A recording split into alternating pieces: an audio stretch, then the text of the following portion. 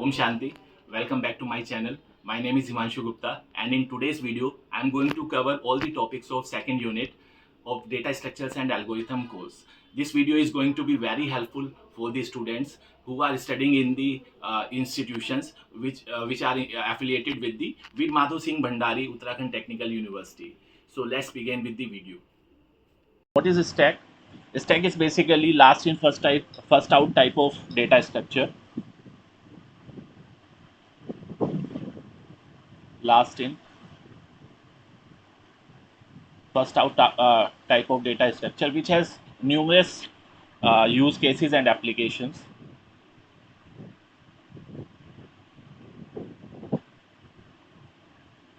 Stack is used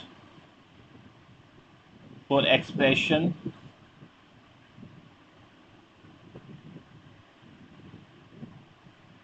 evaluation. It is used to evaluate postfix, prefix, expression,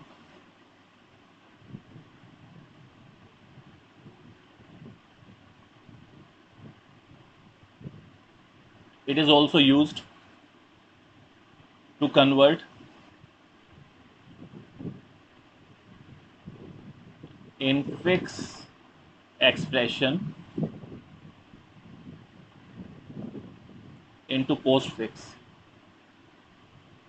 I'll create a separate video on this topic, how we use stack to evaluate postfix and prefix expression, and how we can convert the infix expression into postfix. The second application is as function call stack.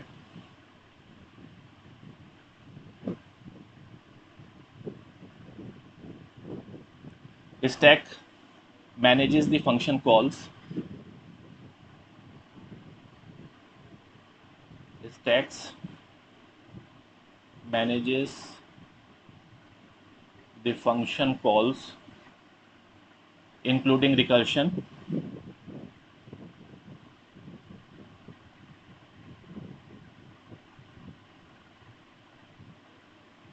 by keeping track of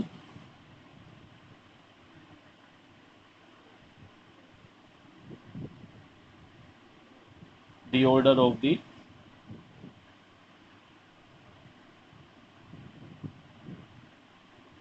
function invocations and their local variables. The stack is also used for undo operations,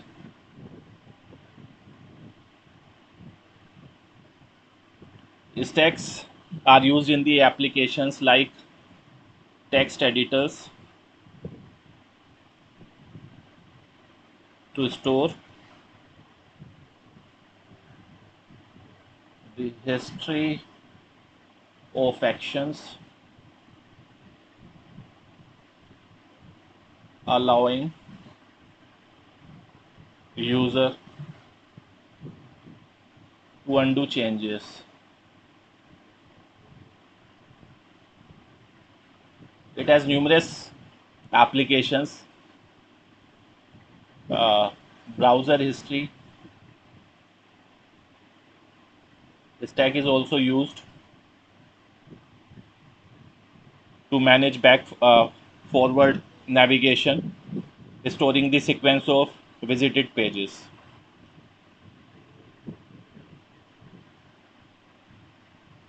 Web browser uses stack to manage back, forward navigation. Now let's talk about, these are few applications of stack. Now let's see how they are represented in the memory, how they look like. So if we implement this stack using array,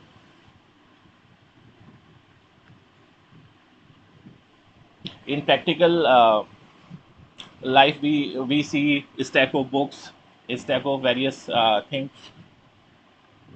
So we always pick the top element first from the stack. So if we implement it using array,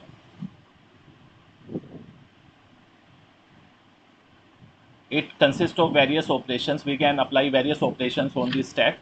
This is kind of stack, and we can apply various operations on it, like push. Push operation means inserting an element in the stack. Pop, removing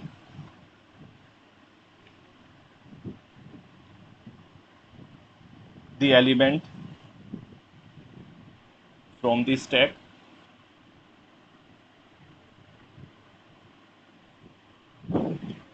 We also have peek operation. This operation returns the top of a stack. It returns the top element of the stack. Top element of the stack. When we are doing these operations on the stack, and the stack is implemented using array, we need to check two boundary conditions.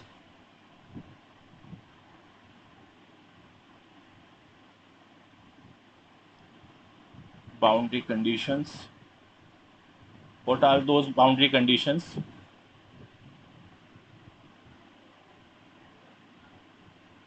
It may be possible that we are trying to pop an element from the empty stack. Trying to pop the element from the empty stack. This situation is called underflow. The second one is we may trying to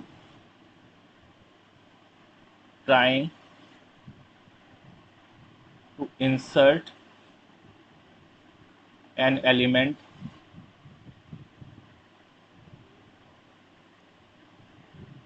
in the stack while it is full. I mean, if we have defined a stack of size 10 and all the 10 elements, all the 10 spaces are filled, then the situation is known as overflow. So we always need to take care of this underflow and overflow situations. Now let's understand one by one how we can implement this using the array. So we will first discuss the push operation.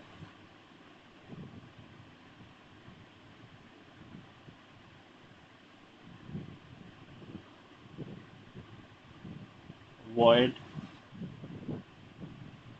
push int value. We simply want this value to be inserted at the top of a stack, right? So first we need to check, since we are inserting the value in the stack, we need to check if it has some space to accommodate this value or not. So first we need to check if top is greater than or equal to max minus 1. What does it mean?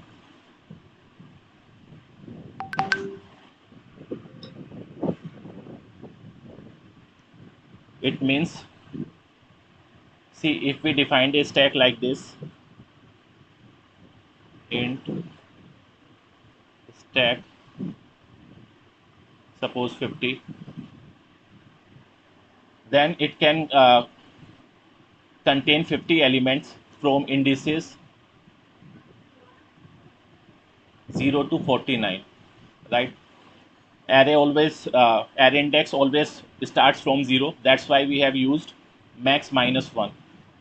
So if it is equal to or greater than max minus 1, that means stack is already full and it does not have any space to accommodate the new value. So what will we do in this case? We'll simply print stack overflow,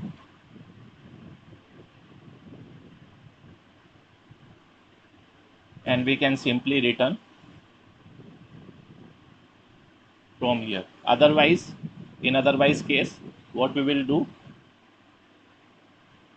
we'll simply increase the top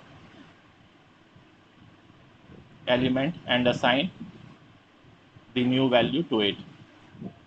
So this is how insertion in the stack takes place. This process is known as push operation. Now the second operation is the pop operation. Second operation is the pop operation.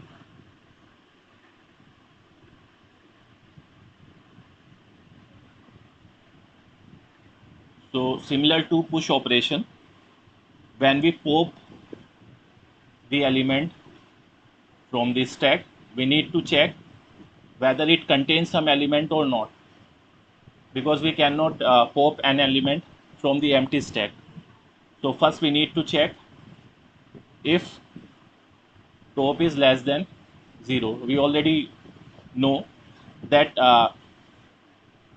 the minimum index of the array is 0, like this. So if the top element is less than 0, that means the stack is empty. So in this case, we'll simply printf stack overflow, and we'll simply return in if it is not empty, we'll simply return the top of the stack. Return stack top minus minus.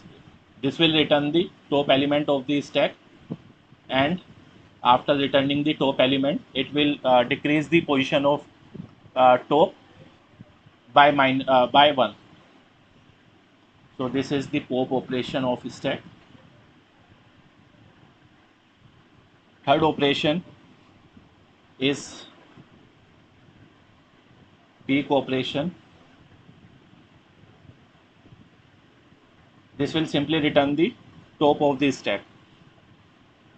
So here also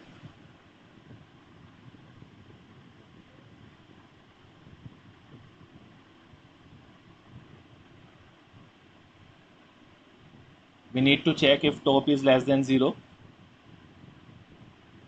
Means if the stack does not contain any item, we'll simply print stack is empty,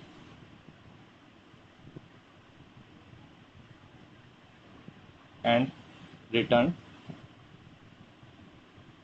Otherwise, we'll simply return top of the stack.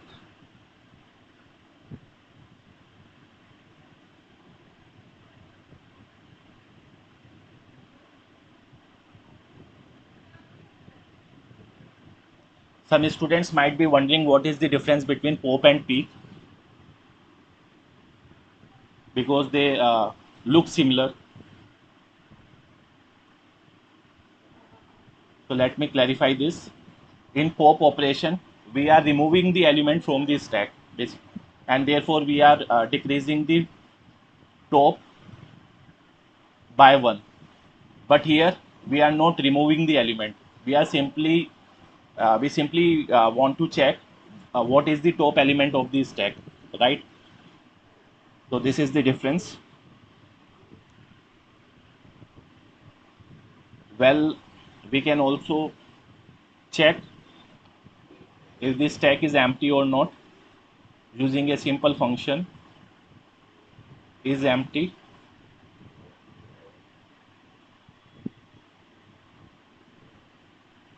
So here we will simply return top less than 0. This is a conditional statement. If top is less than 0, it will return true.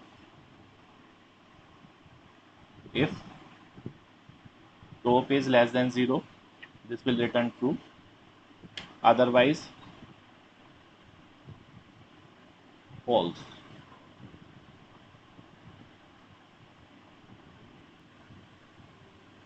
Now if we want to display all the elements of the stack, if we want to traverse it, we can use the display method, display function, void display. This is very simple. We already know how to traverse the array. It is as simple. First we need to check if the stack is empty or not. If is empty, this is the method we just created.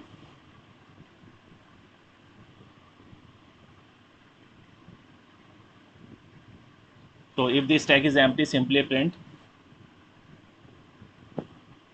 stack is empty.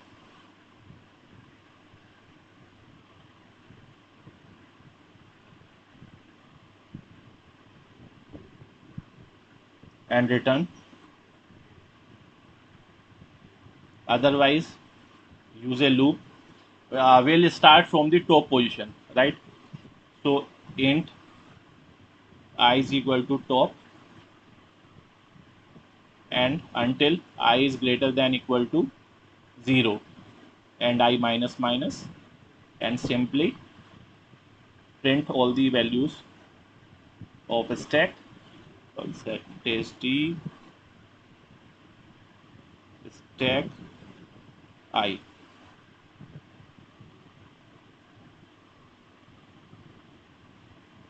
and that's it.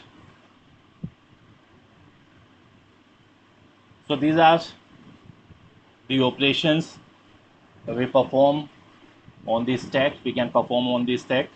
Now let's see this practically in the using the online compiler.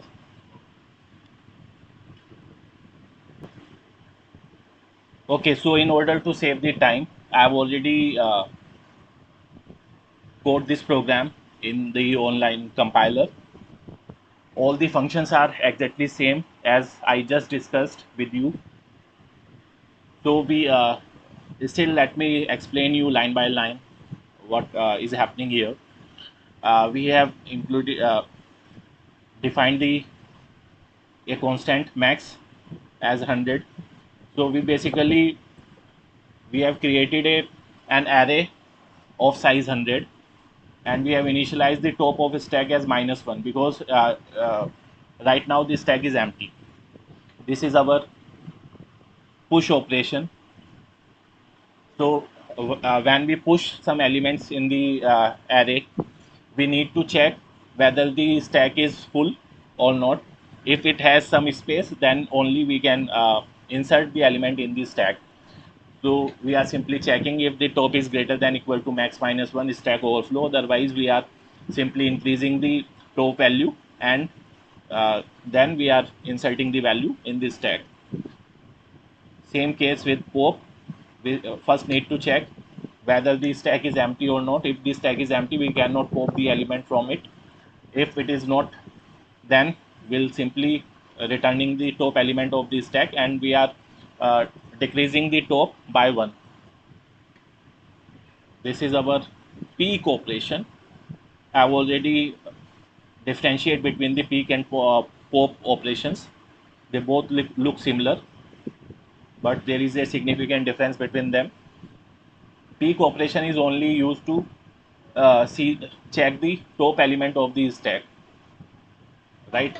So here also we first check whether the stack is empty or not. If it is empty, we cannot uh, pick the element from the stack. If it is not empty, we'll simply returning the top element of the stack. This function is empty, returning a boolean value 0 or 1 depending on the condition. If the top is less than 0, it return true, which is equal to 1. And if it is not less than 0, that means the stack is not empty, it will return 0.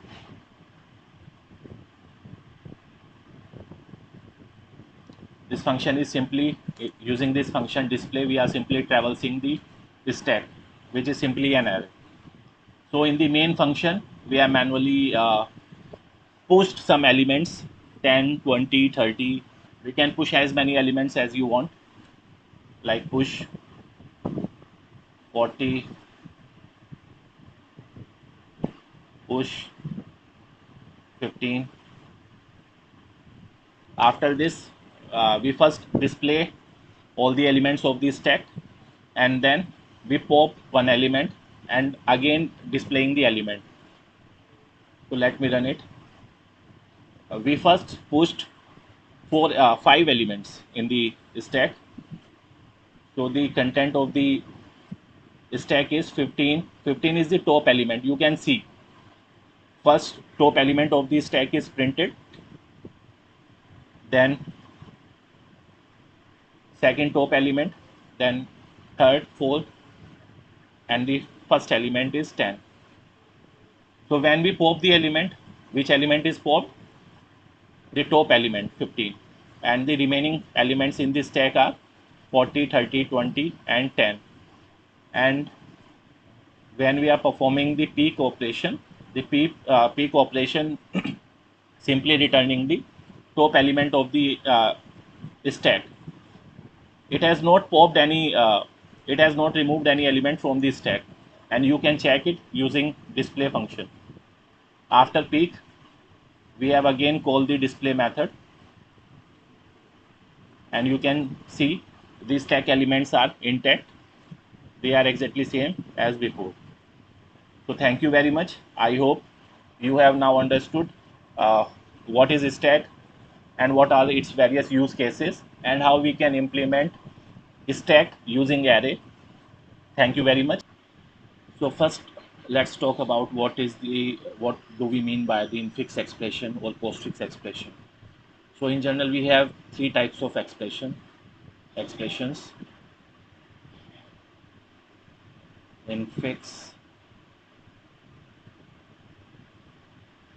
prefix, and postfix. So infix expression is written in the usual or normal manner. This is our general, like this: a plus b. This is our normal expression. It follows. We are calling it infix, prefix, or postfix based on the position of the operand. Based on the position of the operand. If the operand is in the middle, means if we write like this, means if we write an expression like this, operand, I'm sorry, operator, the operator is in the middle. If we write like this, operand, operator, and operand, then this is known as infix expression. Prefix expression, we place operator before the operands. So the prefix equivalent of this expression will be plus AV. So here we follow this rule: operator,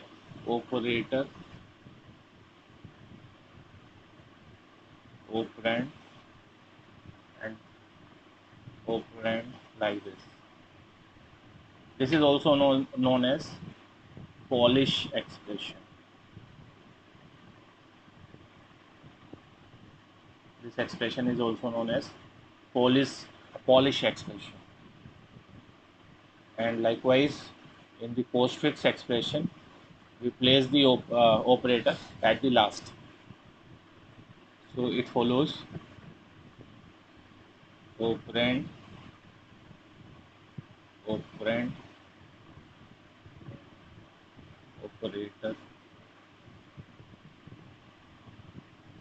like this. And this is also known as reverse Polish expression. So basically, our computer system, while evaluating the expressions, use this postfix expression, postfix or prefix expression. So it is done in two steps. First, infix expression is converted into postfix, and then postfix expression is evaluated using stack.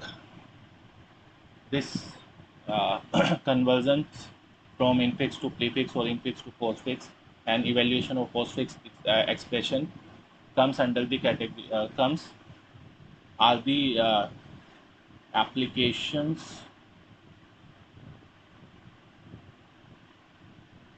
of stack data structure that we covered in the last video.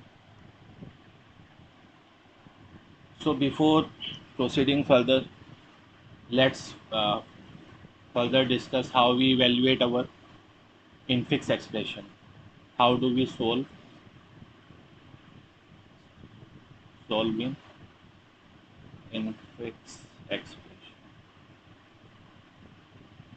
So in order to solve the infix expression, we need to take care of few things like the precedence and associativity of the operator. Precedence and associativity of the operator. The advantage of using prefix and postfix expressions are we do not need to care of don't need to take care of precedence and associativity, but it is necessary in the infix expression. So if we talk about the if I write the things in the increasing order of precedence, then first comes our parenthesis,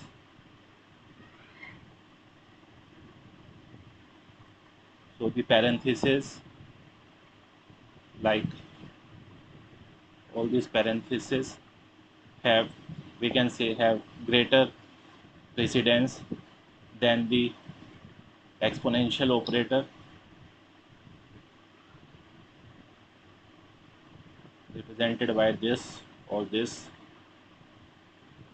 and exponential operator has greater precedence than multiplication or division operator, and multiplication and division operator has greater precedence than plus or minus symbols.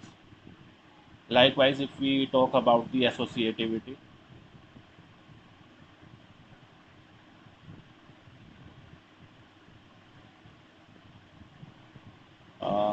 our exponential operator is evaluated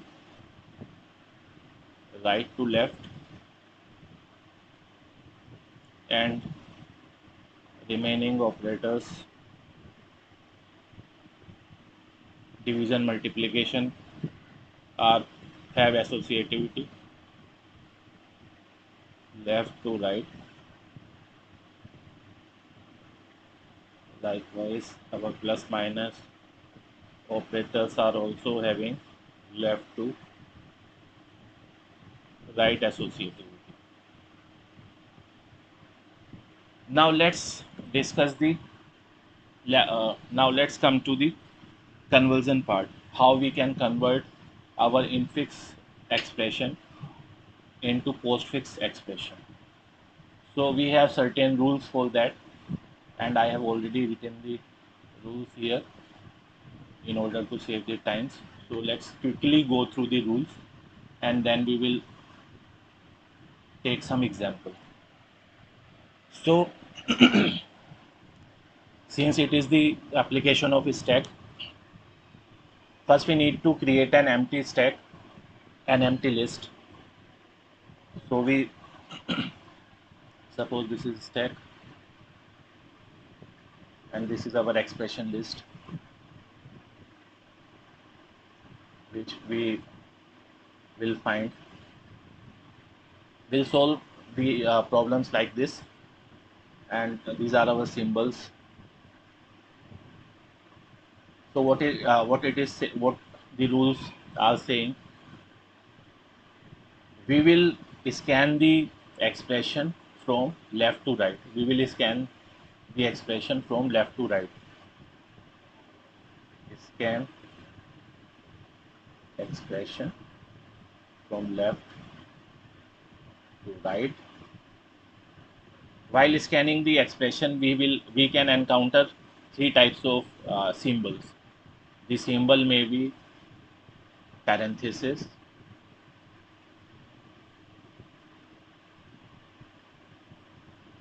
it may be operand, and operator. So according to the symbol encountered, we have to place it at the appropriate position, whether on the stack or at the expression directly. So let's handle the different tokens. Let's see how we handle the different tokens. If the token is an operand, that means a number of or variable, we will directly add it to the postfix expression, right? If the symbol we are encountering is the operand, we will directly add to the expression. This is our target expression, postfix expression. If the token is an opening parenthesis, we will add it to the stack here like this.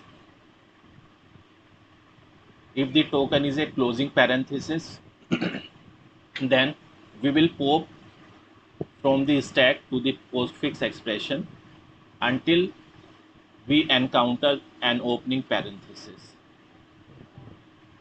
And while doing this, we will discard the opening parenthesis. Means in this expression, in the resultant expression, we will not write the parenthesis. Now we have already talked about two things. Operand, we discussed that if some operand come, if you encounter the operand while scanning the expression, we'll directly add it to the expression, and if the parenthesis come, if the left parenthesis come, we will put it in the stack, and if the right parenthesis come, we'll pop from the stack until we encounter the left parenthesis, right? Now let's talk about the operator. If we encounter some operator, then we need to take care of two things. Associativity and precedence, right? So if suppose in this stack we have plus symbol, right? So if some another operator having precedence and associativity greater than this symbol comes, then it can stay in the stack. Like if multiplication comes, then multiplication has higher precedence than this symbol, than the plus operator, so it can stay in this stack. You can memorize it like this, that top priority, that an operator having higher priority can sit on the top of the operator having lower priority. You can remember it like this. But when some operator having less than or equal priority than the current operator, suppose minus symbols come, then what will happen? It will pop this. This is the top of the stack at this particular moment. It will pop this, and then the minus symbol will take its place, right? So we'll keep on doing this. We only need to handle three cases. See, given an expression, we we will scan it. Let me, quickly summarize the whole algorithm. This is the algorithm. In this algorithm, we will scan the expression from left to right. While scanning the expression, we can encounter only three things: parenthesis, operand, and operator. If we encounter parenthesis and the parenthesis is the left parenthesis, we will put it in the stack, right? If the parenthesis is the right parenthesis, we'll pop the elements from the stack until we encounter the left parenthesis, and in this process will not add the parenthesis in the expression. Second thing that we can encounter is the operand. If we encounter the operand, we don't have to do anything. We will simply put it in the our target expression, right? Now the third thing that we can encounter is the operator. So while in the case of operator, we have to take care of two things: associativity and the precedence. So if the precedence of operator is greater than the current operator on the top of the stack, then it can stay there in the stack. If if it is less than or equal to the precedence of the current operator on the top of the stack, it will pop it, right? So to further clarify this, we'll take some example.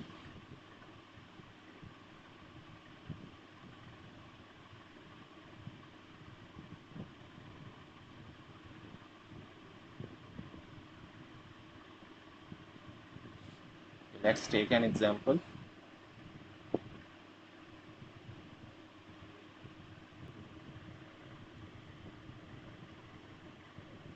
Say our expression is a plus b into c minus d.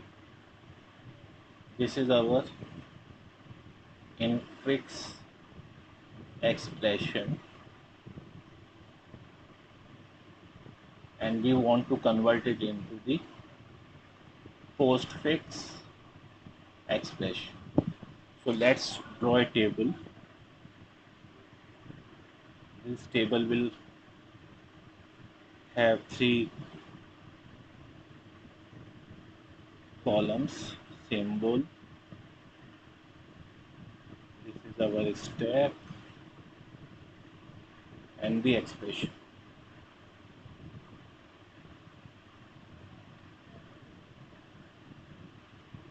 Now let's scan the symbols one by one. First, we encountered symbol A, which is the operand. I have already discussed that operand will directly be added in the expression. Our stack is empty right now. Then we encountered plus. So this is a symbol, and since our stack is empty, our operator will be added in the stack. The expression right now is A. Then we encounter B. So B is the operand. It will directly go in the expression. So now our expression becomes A and B. Then we encounter, and the stack is plus. Now we encounter multiplication.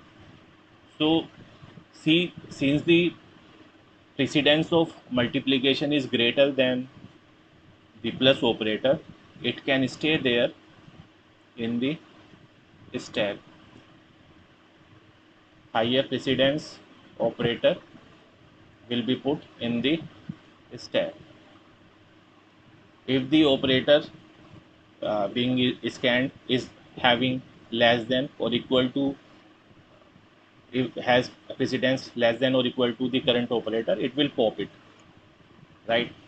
So the current state, our current expression is AB. Then after multiplication, we encounter C, and C will directly, since it is the operand, C will directly be placed in the expression. Now we encounter minus symbol. So you can check, minus has lower precedence than star, than multiplication. So it will remove it. It will pop multiplication symbol. And now at the top of stack is plus symbol. Minus has equal precedence than plus symbol. So it will also pop this symbol. So this symbol will also be popped here. And in this stack we will have minus symbol. In this stack we'll now have only minus. Then we have D, which is the operand. So it will be directly added in the expression. So now we have scanned all the symbols of our expression. So whatever remains in this stack will be popped and be added at the last of the expression. So our final expression will be A, B, C star plus multiplication, addition, D, and this symbol will be popped here, right? So this way our infix expression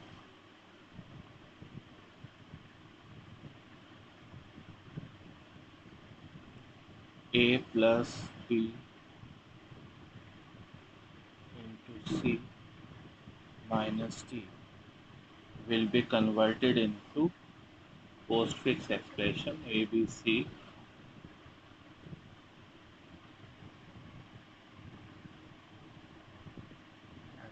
this is the solution. And welcome back to another session of data structures and algorithm class. In today's session we'll discuss the application of stack infix to prefix conversion. In the previous video we have already covered how we can convert the infix expression into the postfix form and how we evaluate the postfix expression using stack. So in today's video we'll see the steps for infix to prefix conversion. So these are very simple 3 steps. First we have to reverse the infix string. We have to take care that while reversing this string we must interchange left and right parentheses. So if we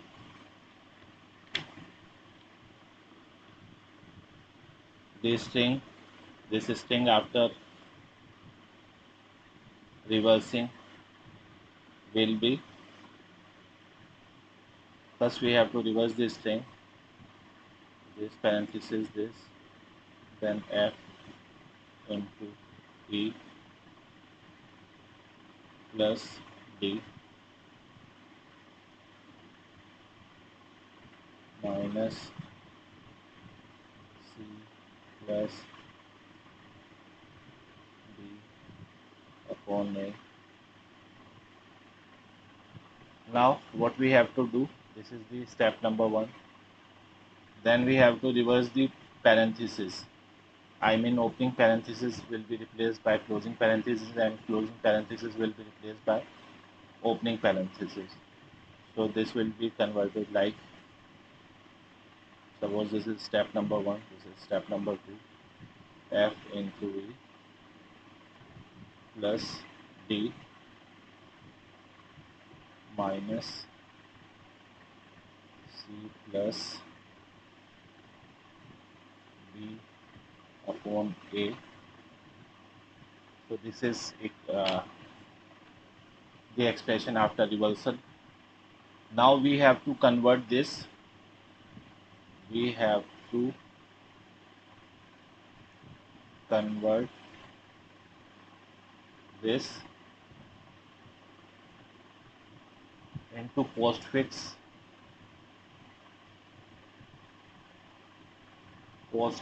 form. So if you recall how we convert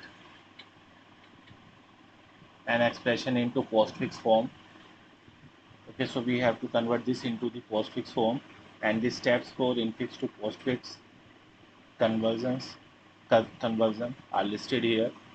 We first have to create an empty stack, and we also have to create an empty list for postfix expression, like we have done in the previous video. Then we will scan the infix expression from left to right, and while scanning the expression we can encounter three things. The token may be operand, the token may be operator, or it may be the parenthesis. So if it is the operand, we will directly place it in the expression string. If we encounter an operand, we will directly place it in the expression string. If it is the parenthesis, we will push it into the stack. If it is the operator, we will push it in the stack. But if already there is some operator in the stack, we will check if the operator has higher precedence and higher associativity than the top of the stack, then we will push this operator in the stack. Otherwise we will pop it. Otherwise we will pop the operator. So let's apply these rules. We have already discussed all the rules in the previous video. Handle different tokens. If the token is an operand, append it directly to the postfix expression. If the token is an opening parenthesis, push it onto the stack. If we encounter the closing parenthesis, then we have to pop from the stack until we encounter an opening parenthesis. And in this process, we have to discard the opening parenthesis, right? If the token is an operator, then there can be two cases. If the operator at the top of the stack with greater or equal precedence than the current operator, then we will pop the operator from the stack to the postfix expression and add it to the postfix expression. Otherwise, we will push the current operator onto the stack, right? So we will follow these steps, and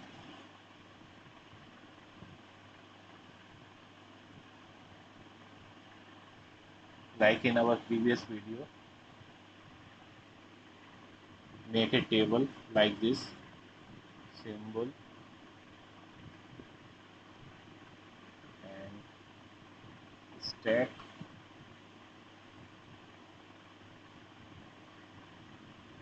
and our expression.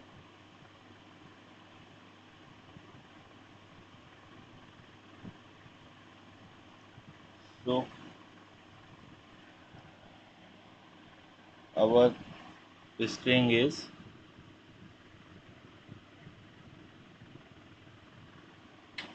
after reversing the expression, our final string is f into e plus d minus c plus b upon a. So let's write this here. This is our string.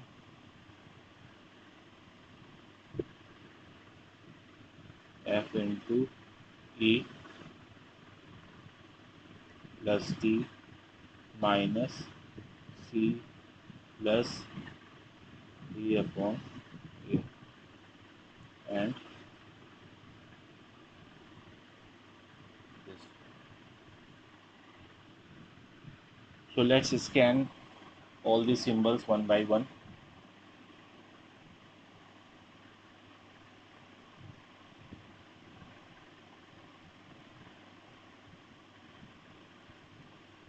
So first we encountered a closing in opening bracket, opening parenthesis. We'll place this into the stack. Then we have encountered a symbol F. F will directly go into the expression. Then we encountered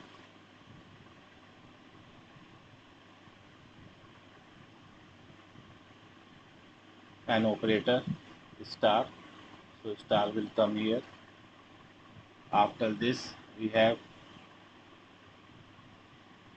E, so E is an operand and will directly go into the expression. After this we encounter a closing bracket, so closing bracket will pop this operator and we will have in the expression F, E and star. Then after this we have a plus operator. We will add this in the stack. After this we have an operand D, so operand will be added directly in the expression. After this we encountered a closing bracket, so this closing bracket will remove this plus operator, so we will have F E star D plus.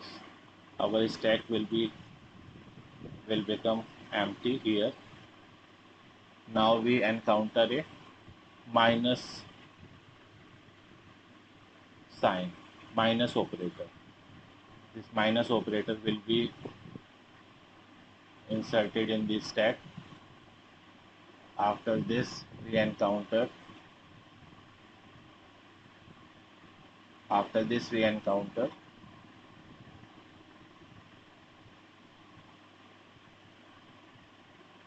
a closing bracket, and this will be part of the stack.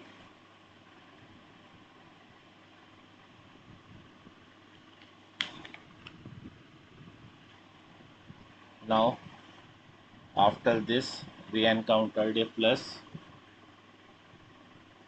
We'll push this operator in the stack, and the content of our expression is this. After plus we encountered again a closing bracket, so again closing bracket, and this is our expression. After the closing bracket we encountered a operand B, which will be directly placed in the expression. Then we have a operator division. This operator we will add in the, we will push in the stack. After this we have an operand A, so we will directly add DA, and after that we have two closing brackets. So this first closing bracket will pop this division, and we will discard this opening bracket. So FE into D plus EA and division. After this we again encounter a closing bracket which will pop this plus operator FE D plus EA and plus. Now what left in the stack? Only this minus symbol. So this will be removed and be added in the our final expression. So this is our final postfix expression. Now what is the third step? We will reverse this expression, and that after reversing, that expression will be our final prefix expression. So let's reverse this expression. Our final prefix expression will be minus plus division A B. I think we were also having C.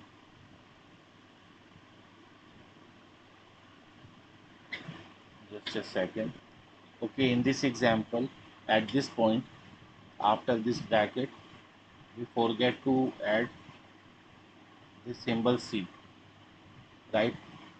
So after this bracket, after this parenthesis, after minus sign, we encounter this parenthesis, and after parenthesis, we have C, and this will be directly added in the expression because it is the operand. As it is the operand, it will be directly added in the expression. Then this B will be added after C. So this C and CBA, CBA, CBA. So this is the little correction in this code. So our final expression will be minus plus division ABC plus D multiplication E and F. So this is the procedure for converting an infix expression into the postfix form. This is very simple and almost same as that of converting infix expression to the postfix form, right? Let me summarize the steps involved. First, we have converted our infix expression into, first we have basically reversed our expression. After reversing, we have uh, changed the parenthesis, means opening parenthesis are replaced by the closing parenthesis, and closing parentheses are replaced by the opening parenthesis. After that, we applied our uh, infix to postfix conversion rule, and when we have calculated the postfix expression, we simply reversed it, and that becomes our final prefix expression. So I hope you have understood how we can convert uh, the infix expression into the prefix form. So thank you. We'll see you in the next video with some another topic. Till then, bye. Welcome back to another class of data structures and algorithm. My name is Himanshu Gupta, and today we'll discuss how we can evaluate the postfix expressions using stack. So in order to save the time, I have already written the procedure here.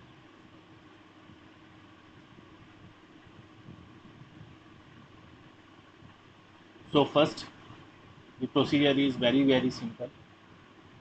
First, we have to initialize an empty stack. We have an empty stack. Now, suppose we have an expression like this: 5, 3, 4,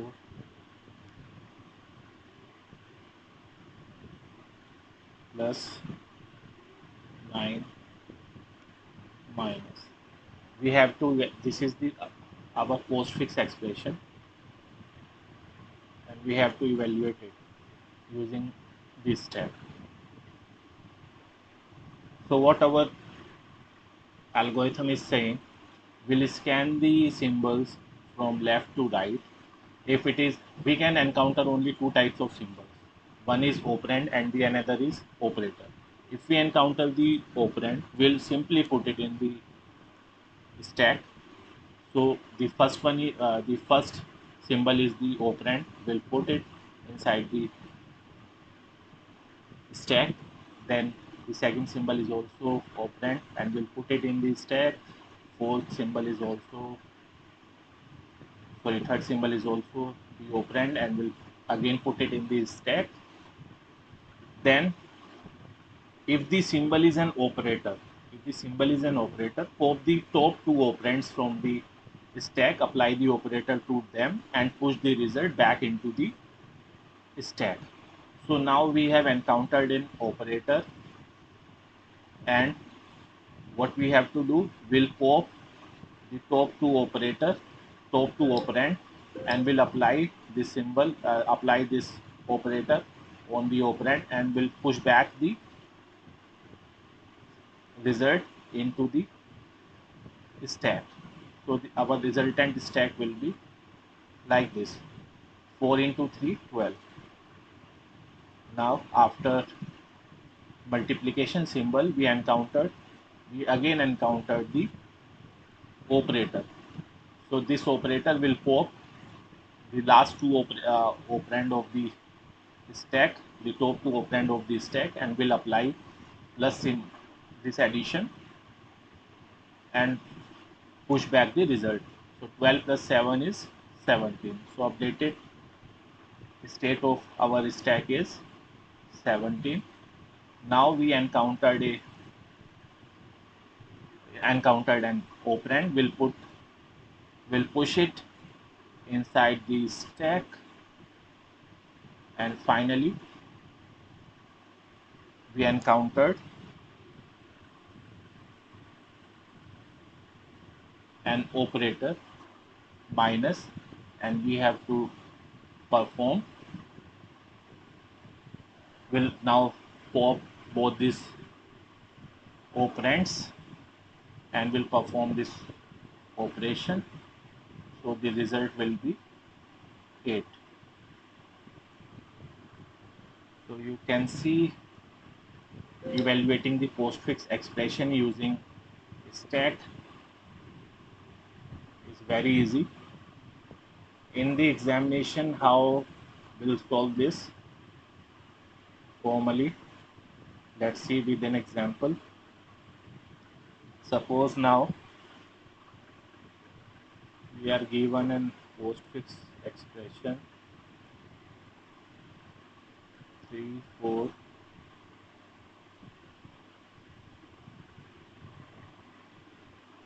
5 plus 6, 2, and this. Now let's draw a table like this. We can have symbol as a column, stack,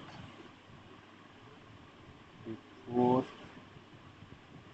operation,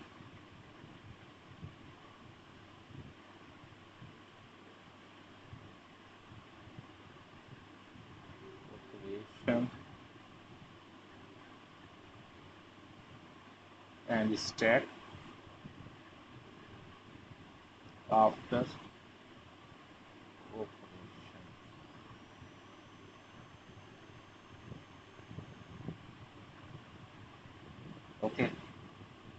Now scan the symbols from left to right. So first we encounter 3, 4, multiplication, 5 plus 6, 2, division and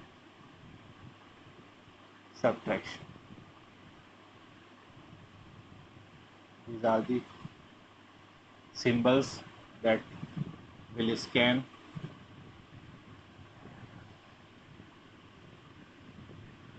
Now since the first symbol is the operand, initially, if I talk, initially our stack is empty.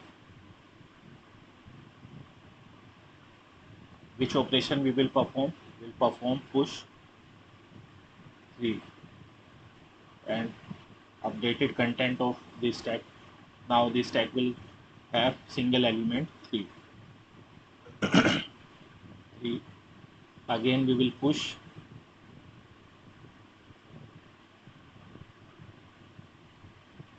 4 and our stack will be like this: 3, 4. Now this is 3, 4.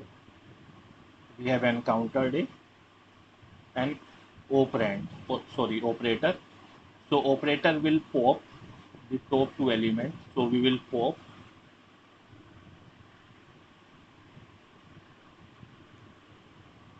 this. Now we will pop both these numbers and we will compute 3 into 4, means we'll apply the result. So after and we'll push them back to the stack. So after operation, the stack will have the multiplication of 3 into 4 back into the stack, 14. Again we have operand, so we will push this in the stack and our stack will now have 12, 5, 12, 5. Now we have operator, so pop 12 and 5 and compute 12 plus 5 and push them in the stack. So our stack becomes 17 here. Now we have 17.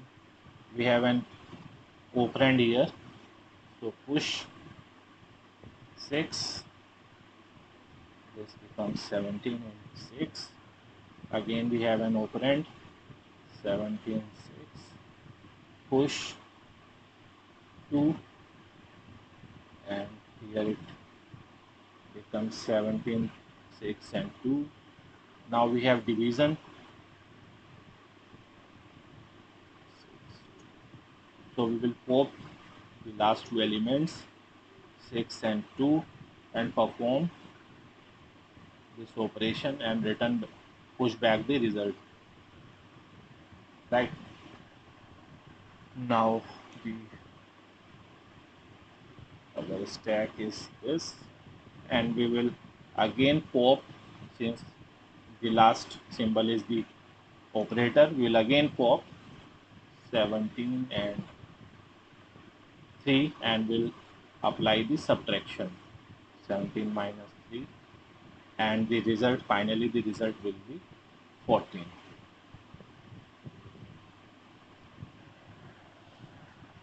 So I think now you have understood how we can solve the postfix expressions using the stack. So thank you very much. In the next video we'll see how we can convert the infix expression into the prefix form. Thank you. Good evening and welcome to the another session of data structures and algorithm class. In today's session, I'll cover queue data structure. The queue data structure is basically first in first out type of data structure.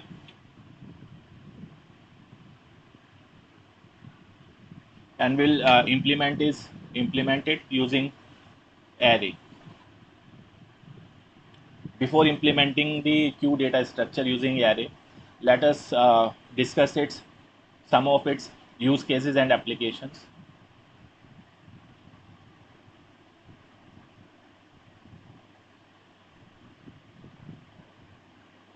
Queue data structure has various applications, and in this video we'll discuss some of the applications of queue data structure. The first one is task scheduling. Queue data structure is used by operating system in CTU scheduling, where different tasks are processed in first out order, where tasks are processed in first out order. The next application of queue data structure we see in the printer queue. Whenever we give print commands to the printer, it manages queue. It uses queue to manage print jobs. Printers use queues to manage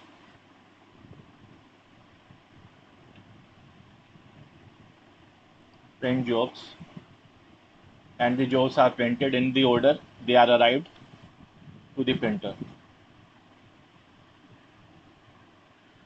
The application of queue we also find in the breadth-first search of the graph data structure. Breadth-first search.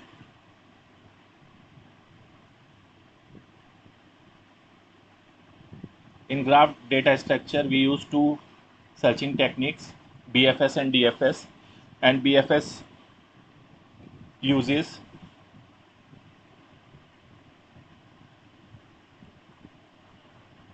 queue data structure.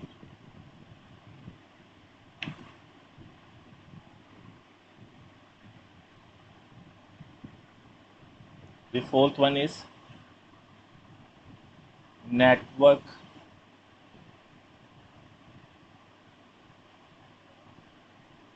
packet management.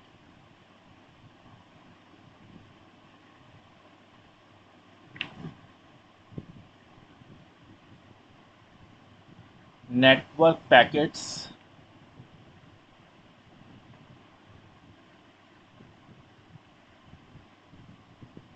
are processed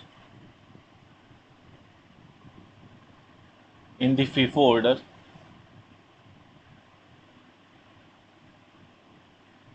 ensuring that data is delivered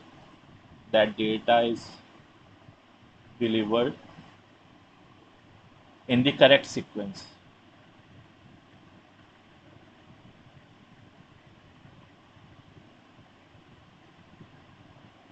So these are some applications of the queue data structures. Now let's see how we can implement it using array. Implementation using array. In the queue data structure, we maintain two pointers, front and rear. The data is always inserted from rear. Data is inserted in the queue from rear position, and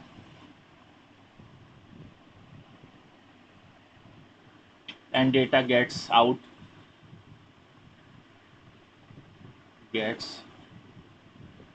from the queue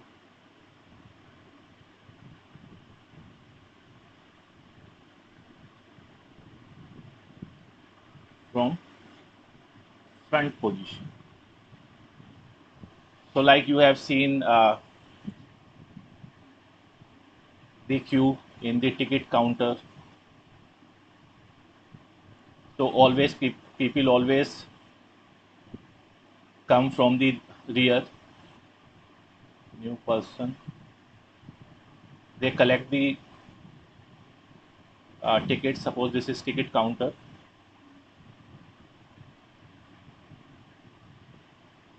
They take the ticket and goes out of the queue from the front, and then next person becomes the front element. So this way it is implemented. This way it works. When we implement the queue using array, initially both the pointers, front and rear, are initialized with -1 because the queue is empty. The insertion operation in the queue,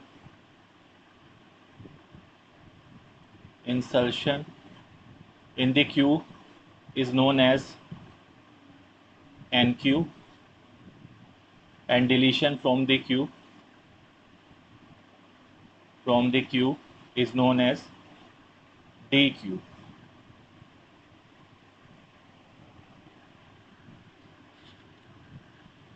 Here also, like in stack, we have to check the overflow and underflow condition. Overflow and underflow conditions. Overflow is when the rear, since we know that elements comes from the rear position. If the rear pointer is already at the max position, if rear is equal to, greater than or equal to max -1, then we will say that the queue is overflowing and and we cannot add any new item in this. Similarly, underflow condition, if the front item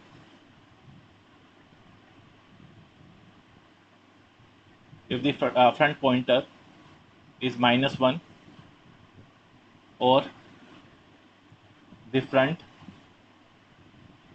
is greater than rear, this situation is known as underflow. See, we have initialized the front and rear pointer with the -1 and -1. When one item comes in the queue, then rear becomes 0, and we also make the front pointer as 0. If another item comes, then front, suppose a new item come, suppose 1, then front will become 1 and rear also become 1. When some another item come, then rear becomes, sorry, the array index starts from 0, so front becomes 0 and rear becomes 0 here, and if we insert the another item, rear becomes 1 here. Likewise, if another items come, then here rear becomes 2, and so on. So you consider the case when there are 3 items in the queue and we continuously dequeue them. The first item to be dequeued is 1 in this case, front becomes 1. If we delete this item, if we delete 2, then front becomes 1. If we delete this 3, front become 2. So so this way, if front is greater than or equal to rear, then it is the condition of underflow. Now let's discuss these operations one by one in detail. The first operation is NQ.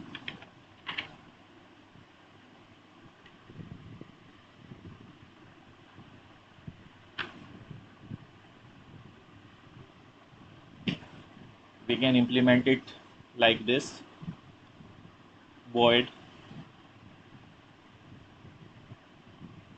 NQ int value. It is like the push operator of the stack. So first of all, we need to check the condition of overflow, because if the queue is already full, we cannot insert any new element in it. If rear is greater than equal to max minus 1, we need to print queue overflow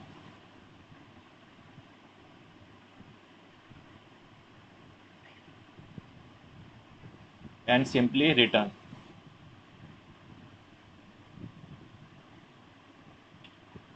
I'm sorry, this return will come inside this.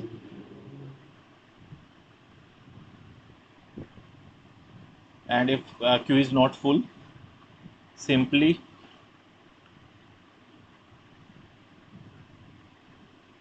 let's check for one more condition.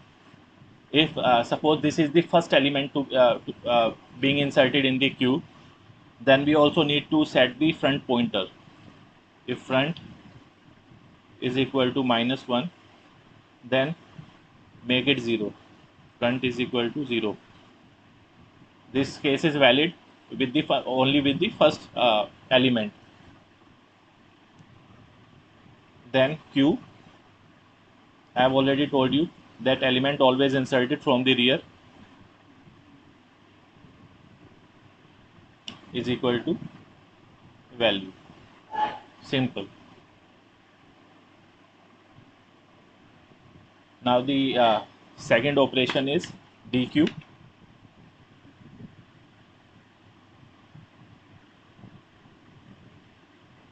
In DQ operation, we can implement like this: int DQ. First we need for the underflow condition, because we cannot pop or DQ elements from the empty queue. So like I just discussed, if front is equal to minus 1 or front is greater than rear,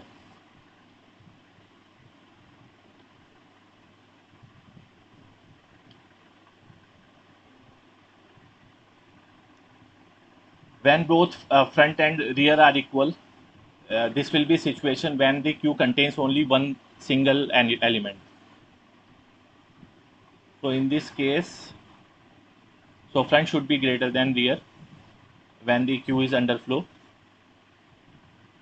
Printf queue underflow and simply return.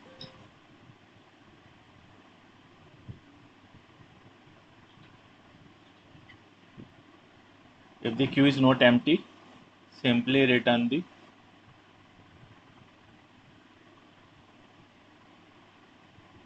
element from the front and increase the front value. Now the next element of the front will become the front element.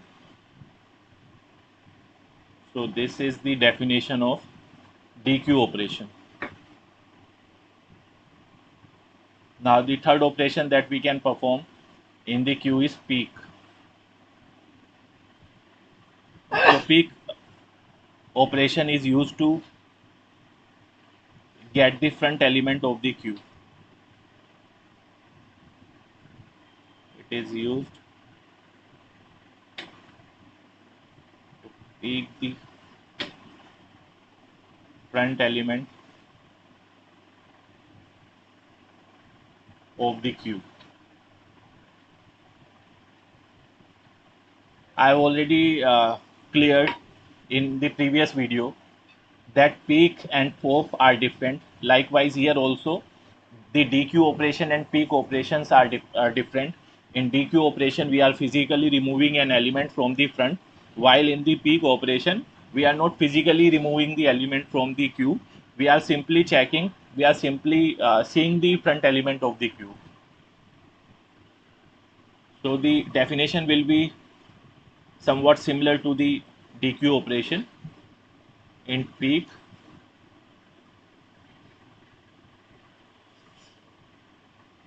similar to the DQ operation, we will check for the overflow if front is equal to -1 or front is greater than rear. We need to print Q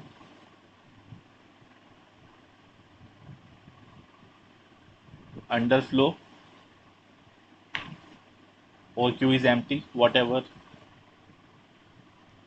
and return -1. In otherwise case, simply return front of Q, Q front.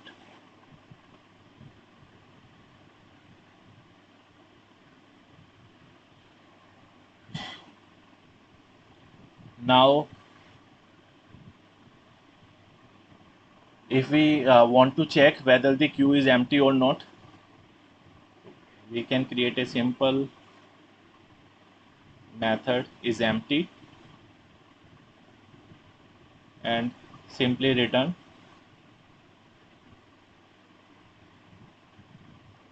front is equal to -1 or front is greater than rear. So this is a conditional statement.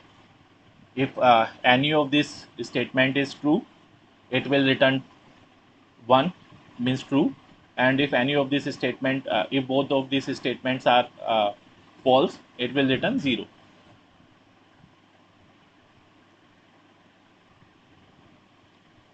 The next operation is displaying the element of, or displaying or traversing, displaying or traversing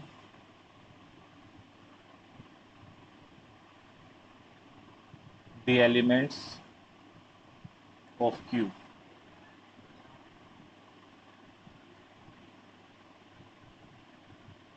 So it is similar to the traversing of the array. Void display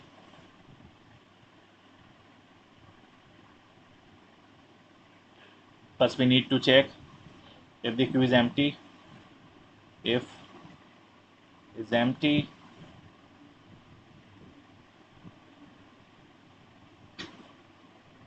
we can print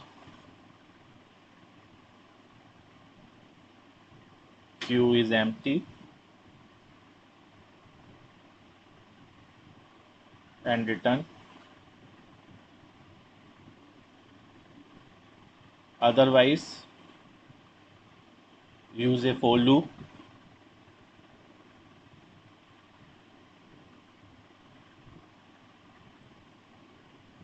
We have to go from front to rear. I less than equal to rear and I plus plus. It is very intuitive why we are going from front to rear.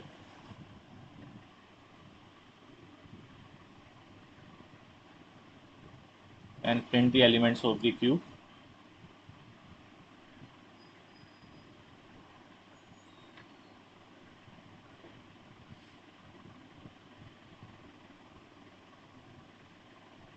So this way we can implement the display method. So this is it. Now let's implement this using a online C compiler.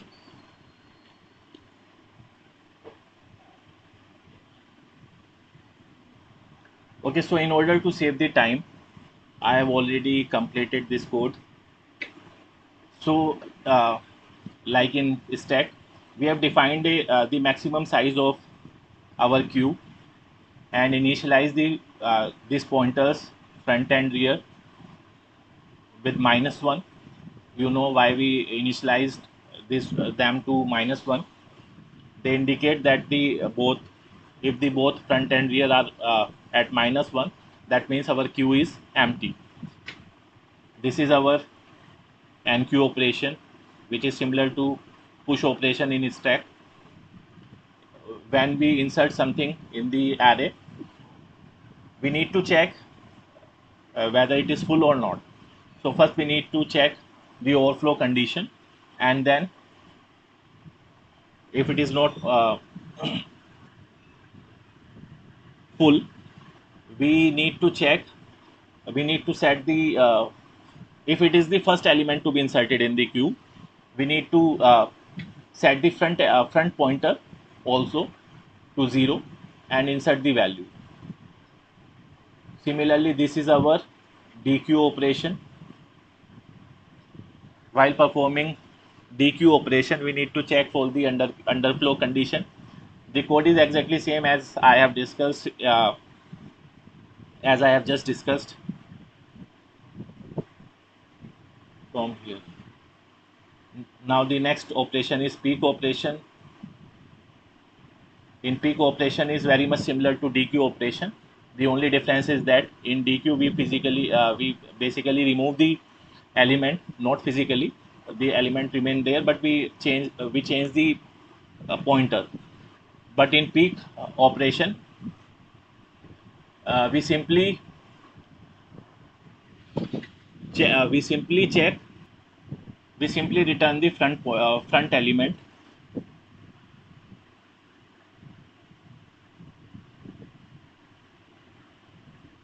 This is empty method, simply checking whether the queue is empty or not. In display method, we are simply traversing the array. Now what we have done, we enqueue 3 elements in the queue, 10, 20 and 30, and when we display them, they will come in the order they are enqueued in the queue. Means the sequence will be 10, 20 and 30. Then we dequeue the element.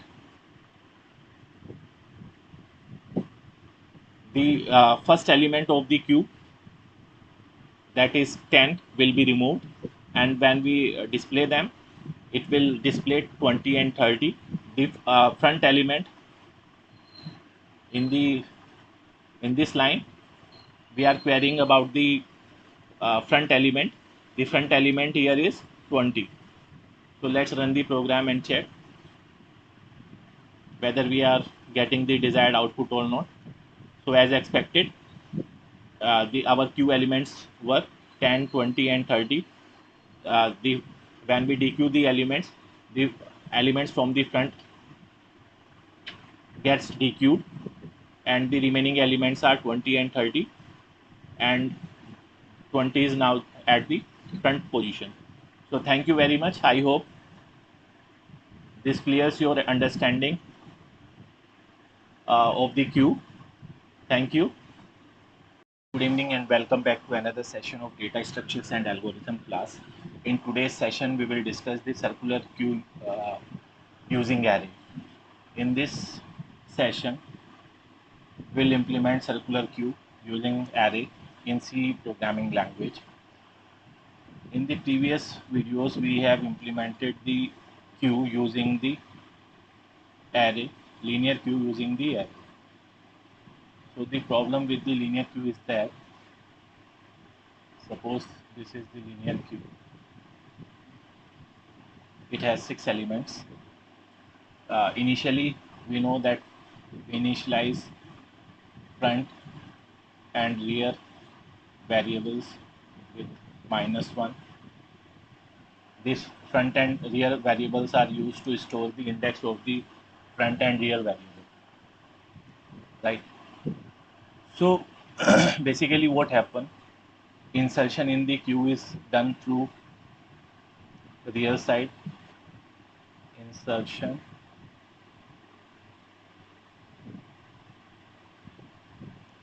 through rear side, and deletion is performed from front side. Now let's write some sequence of operations. NQ 5, NQ 10, NQ 20,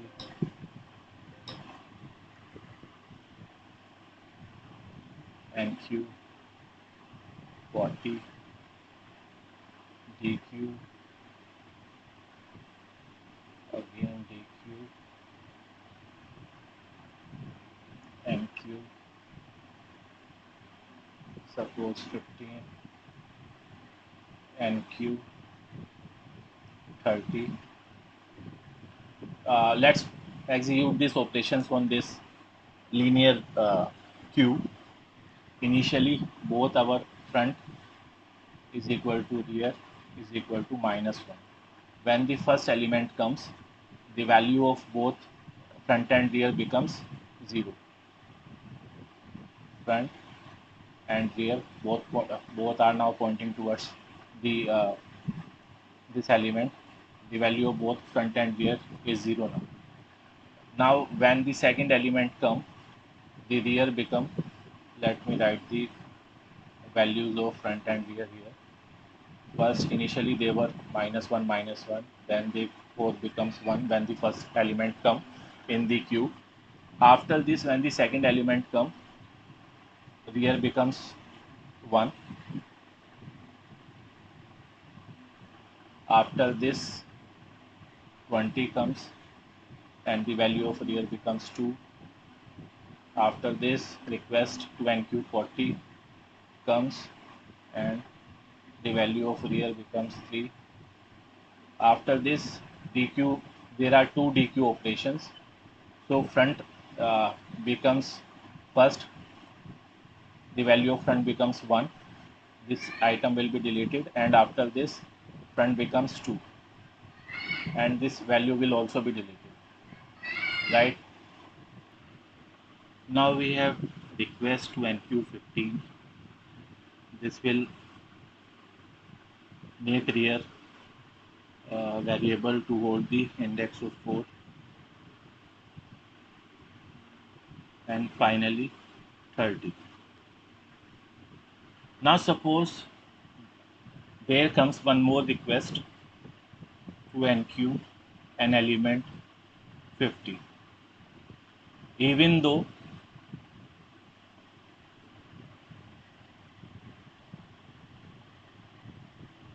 here, even though we have 2 empty spaces in the array, the 0th space and first index, but we cannot insert this value in our queue, and this will result in the queue overflow, right? So in order to tackle this problem, we have introduced circular queue. In the circular queue, we can insert the element when the one side of our array is full. We can insert the elements from the other side, right? And logically it is represented like this. So if we execute the same operations in this in the circular array, Then first will in Q and Q.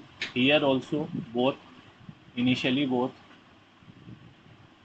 front and rear will be -1, indicating that our queue is empty. But when the first element come, both front and rear will become 0. After this we have an NQ request of 10, so rear becomes 1, then 20, 40, so last value of rear becomes 3.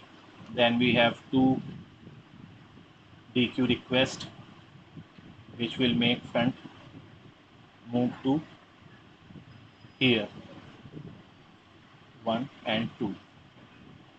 These values will be deleted, and after that we have 2 NQ request, 15.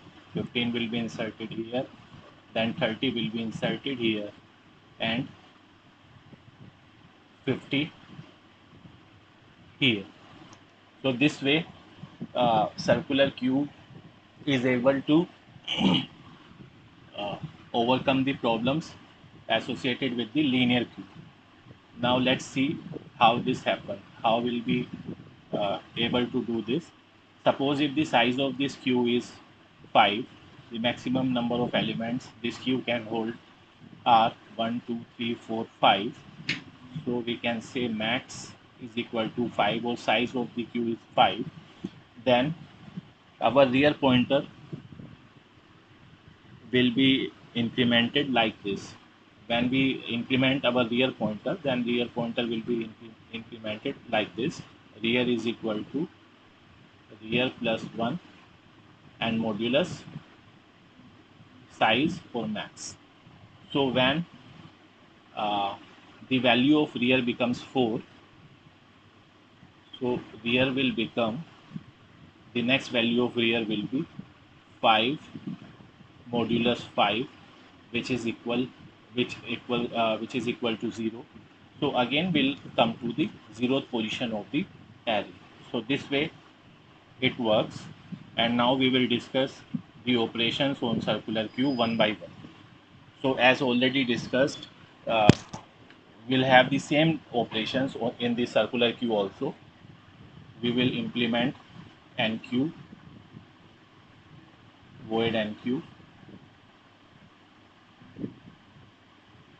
to insert an element in the queue. We'll also implement DQ to delete an element from the queue. But before this, to check the overflow and underflow condition, to check the overflow and underflow condition, we will create two methods. Int is full. These methods we are creating to check the boundary conditions, and int is empty, right? So when will our queue will be full? Our queue will be full when, see, if this is a circular queue, so our queue will be full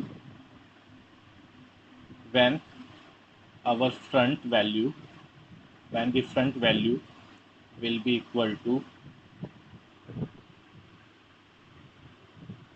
when the front value will be equal to rear plus 1 modulus max, right? So you think about this. We'll return the here, return front equals rear plus 1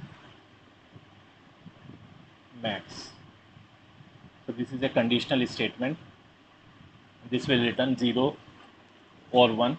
As if the condition is true, this will return 1. If the condition is false, this will return 0. Likewise, when will our queue be empty? For the empty condition will be uh, same when the front value is equal to -1. So here we only need to check. We will return if front is equal to -1. So it is so simple. So let's implement our NQ operation. Int NQ, and this number we will insert in the array. So as already discussed, when we are trying to insert some element in the queue, we will first check for the overflow condition, and for this we have already created a method is full. This will check if the queue is full or not. If it returns true, means 1, we will print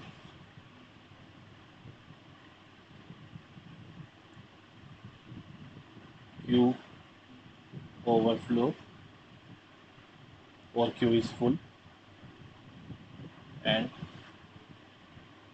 sorry, this NQ operation will not return anything, so we will use void here, return. Then we have to check if the number element we are inserting is the first element.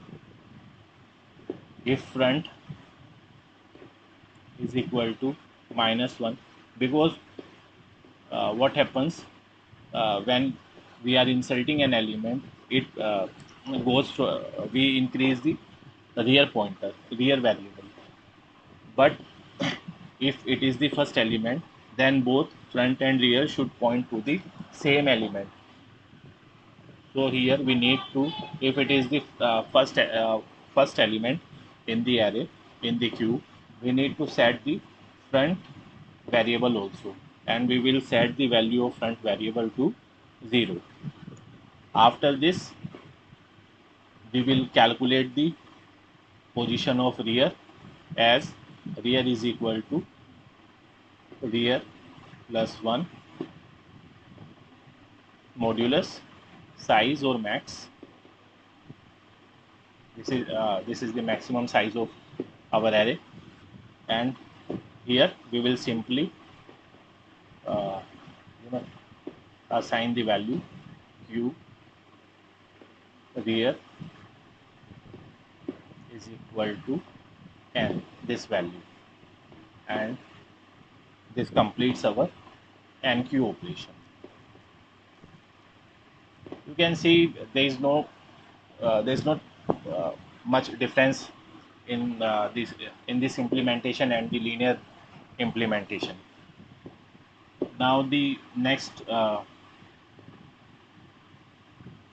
they looks almost similar. Now the next method is DQ.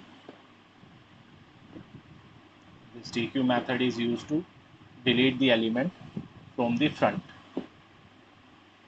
So we will first check for the boundary condition, that is boundary condition means we will check if the queue is empty. So we already have a function to check if the queue is empty. We'll simply call it if is empty, simply print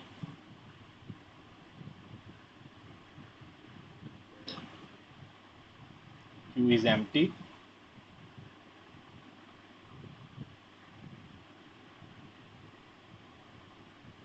or we can also print queue underflow, whatever you like, and return -1 here.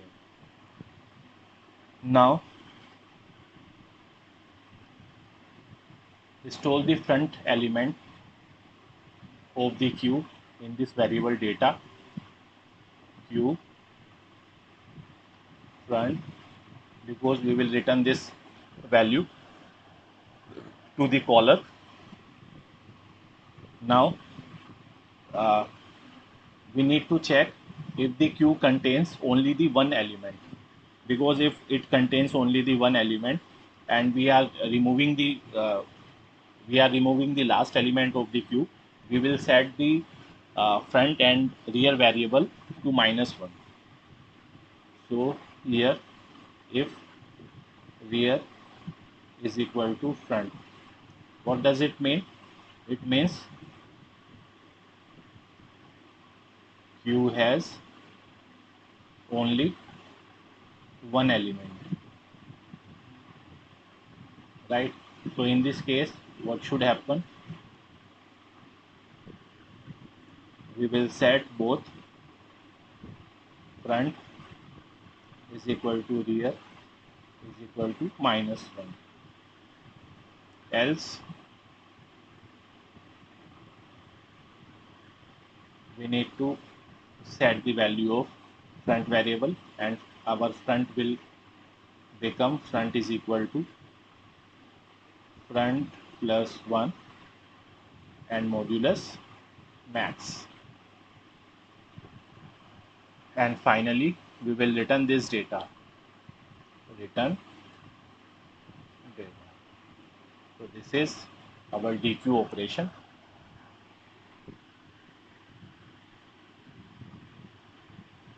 Now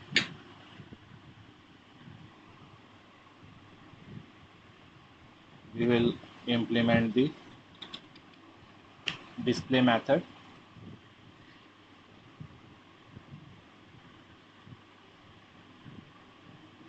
Void display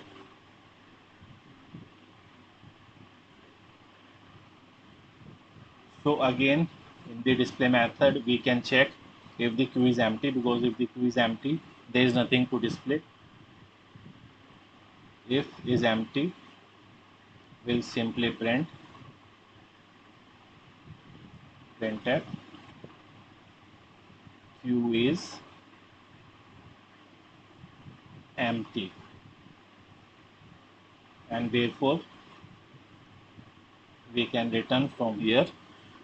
Otherwise, what we can do, see, we will start from the front.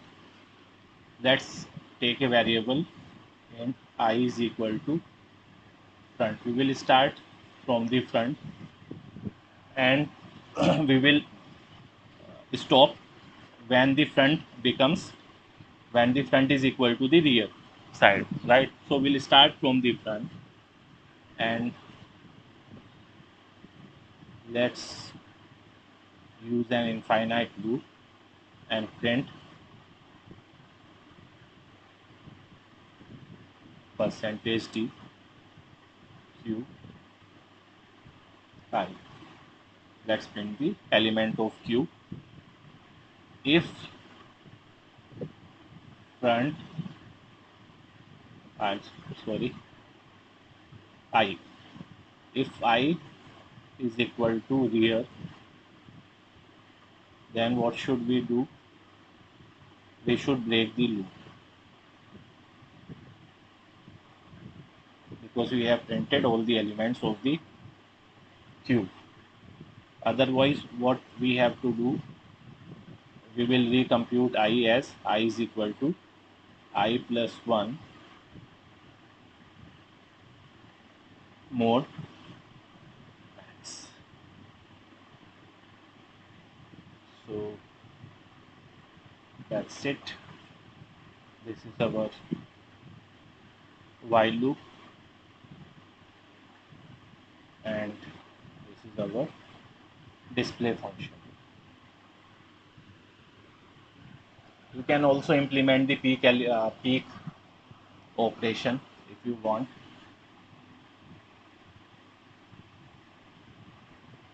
In peak So in the peak operation, simply check if queue is empty, then print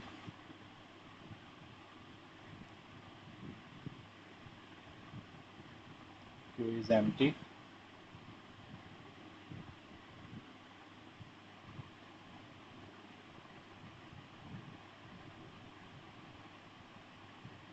Just a second.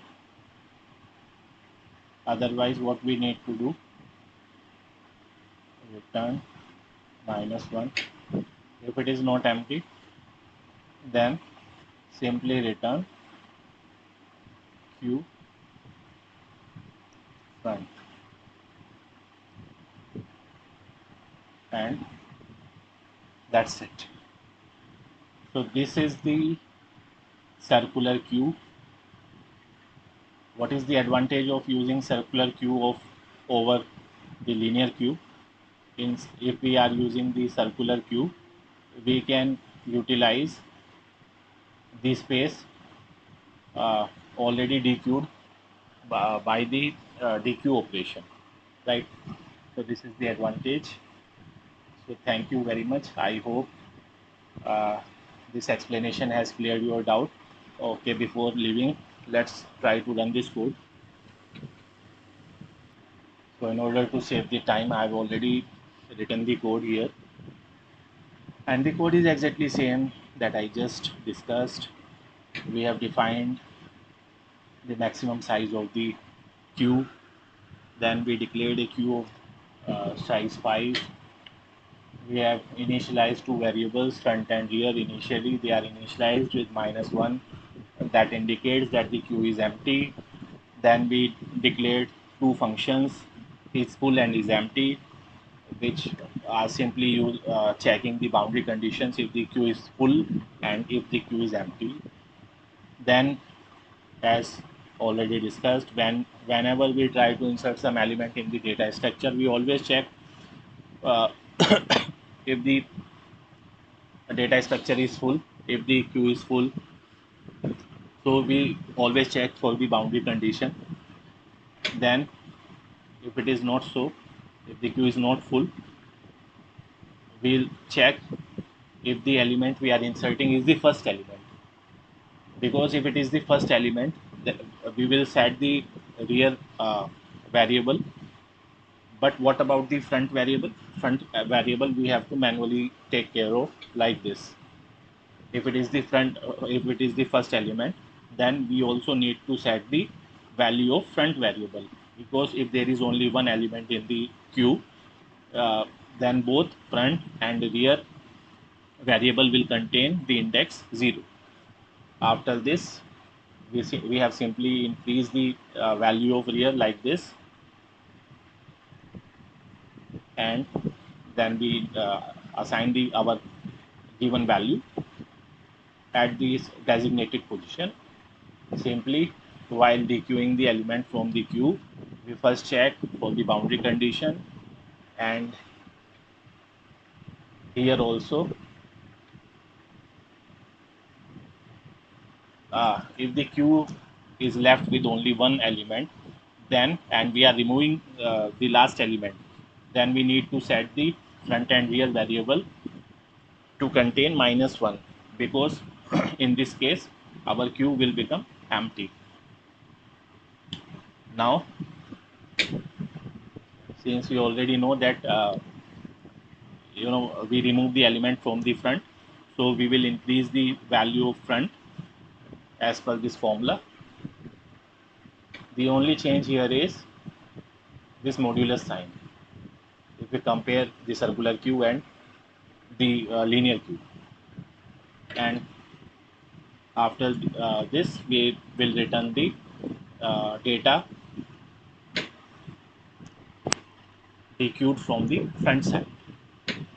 Then this is our display method, and we can also implement this display method using the for loop.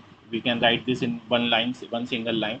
While I is equal to front, I less than equal to uh, I is equal to rear, and I is equal to I plus 1% size, right? We can write this in the single line.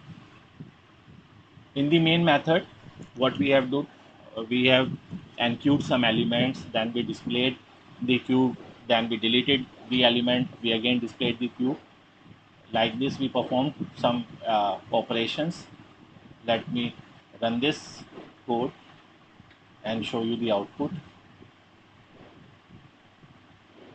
You need to carefully monitor the output. First, we have enqueued 14, 22, 13, and 6 and print the cube.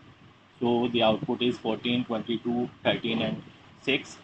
Then we delete the one item from the queue, and the deleted value is 14 because 14 is our front element. Then after deleting 14, our queue contains 22, 13, and 6. Then we enqueued two more elements in it, 9 and 20, and they are displayed here. After this, we displayed the cube, and we are further trying to enqueue some element. But since the size of our queue is 5 and we have already enqueued 5 elements, the queue is full now and the boundary condition is printing here. So thank you very much. I think this has cleared your doubt regarding the circular queue. We'll see you again in the next video of data structure and algorithm. Till then, bye bye. Thank you. Good evening and welcome back to another session of data structures and algorithm class. My name is Himanshu Gupta and today I'll cover priority queue implementation. So unlike the normal linear queue, in the priority queue, we will not use front and rear variables. Remember, in the if you recall, in the linear queue or circular queue, the insertion was done from the rear side. Insertion was done from the rear side and deletion from the front side. But in priority queue, what we will do, we will basically declare two arrays. In priority queue, we will declare two array or two queues, one for storing priority, one for storing priority, and another for storing values. So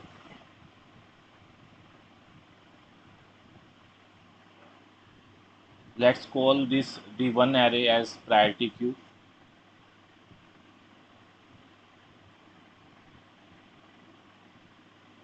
and the another array is array as priority,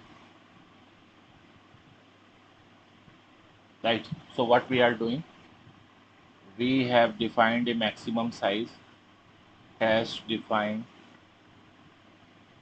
max, any value of max, say 10, and we will define two next we'll define two arrays of same size. I mean, we will declare two arrays of same size in priority queue max and priority max, right? So here in priority queue, in place of front and rear variable, we will declare another variable size and we will initialize it with the value 0.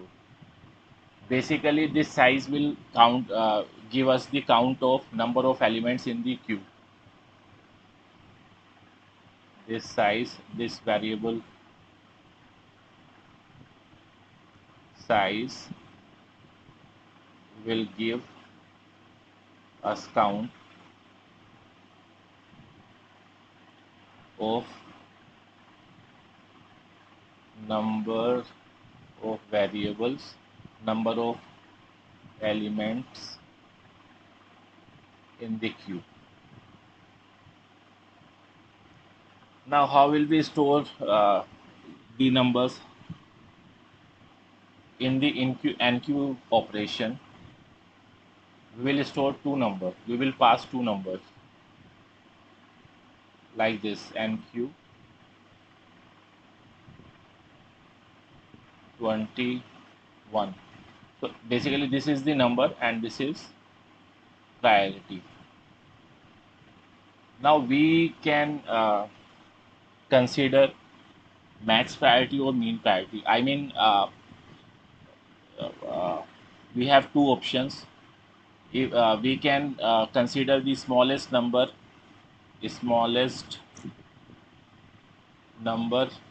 as highest priority, or largest number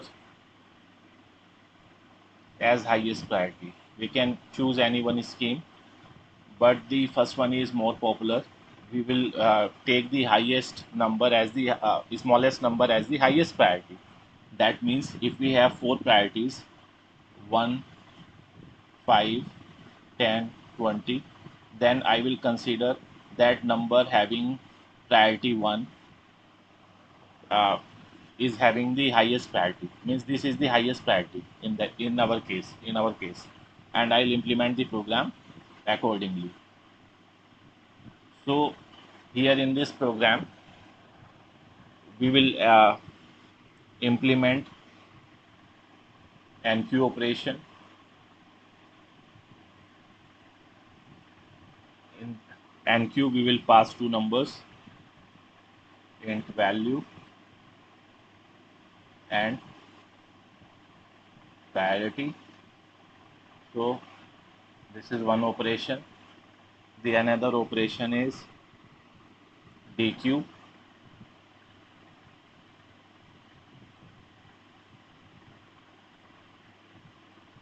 But here the dequeue operation will be little different. How is it different? Because what we will do here, we will first find the element with the highest priority, right? With the highest priority.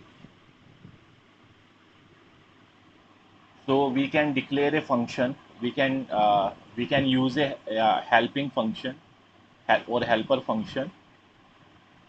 We'll create a helper function, int find max priority. Basically, what this function will return, it will return the index of highest priority. In one of the video of this playlist, DSA playlist, I have implemented various operations on the array, performed on the array. So this operation is like finding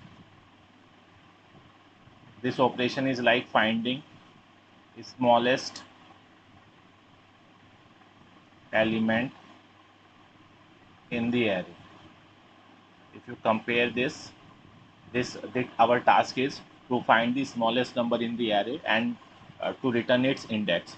So our smallest number is the highest priority. Our smallest number in the priority array is the highest priority, right? So we will simply return this number, and then what we will do in the priority queue, if this is our priority queue and it has some numbers like 20, 50, 30, 40, 60. Suppose this is our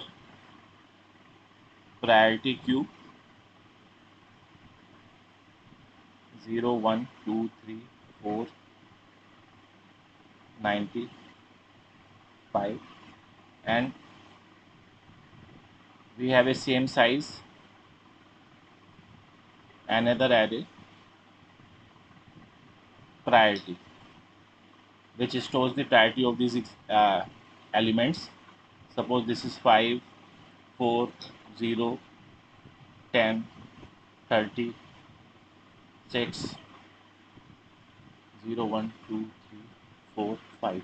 So if I ask you which element will be dequeued, this dequeue function, which element this dequeue function will return,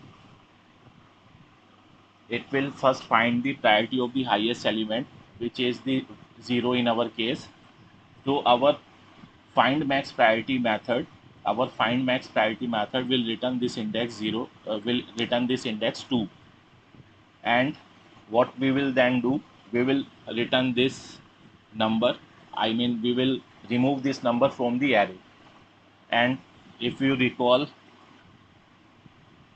my previous video of removing an element from the array, we can easily perform this task. What is the removal of an item from the array? We'll simply copy. We need to adjust all the elements. We'll copy all the numbers ahead of this position to the previous position. We will copy 40 at index 2, 60 at index 3, and 90 at index 60, and we'll simply decrement the size minus. So this way our whole program will be implemented. So priority queue is very simple, very intuitive. We can easily implement it using very simple array concepts. So let's start coding this. As already discussed, we will first declare the maximum size of array as defined, max as 10 or 5, whatever you want to take. Then we need to declare two queues. Let's say priority queue of size max, and same size another array which will store the priority. And we also need a variable size that will keep track of number of elements in the array. Here in this circular queue implementation, we are not using any front or rear element, right? We are only using the size. So what will be our overflow and underflow case? What will be our overflow and underflow case? It is very intuitive. If size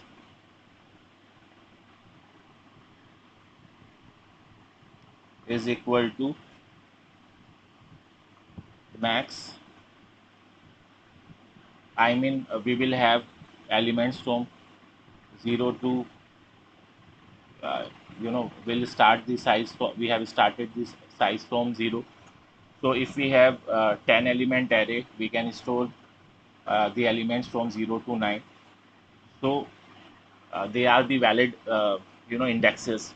Now if the size becomes 10, and if 10 we compare size is equal to 10 or size is equal to max, we will print overflow. And underflow you can easily check. For underflow, if the size is equal to 0, this condition is the underflow condition, right? So now let's implement. We'll implement two small functions, is empty and is full, like we did in our circular queue case. So int is empty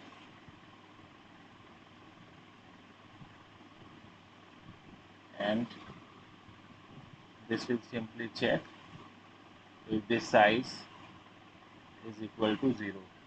If it is equal to 0, it will return 1, otherwise 0. Similarly, is full, and here we'll check if our size, if the size is equal to max, then queue is already full, right? So now we have to implement the enqueue function.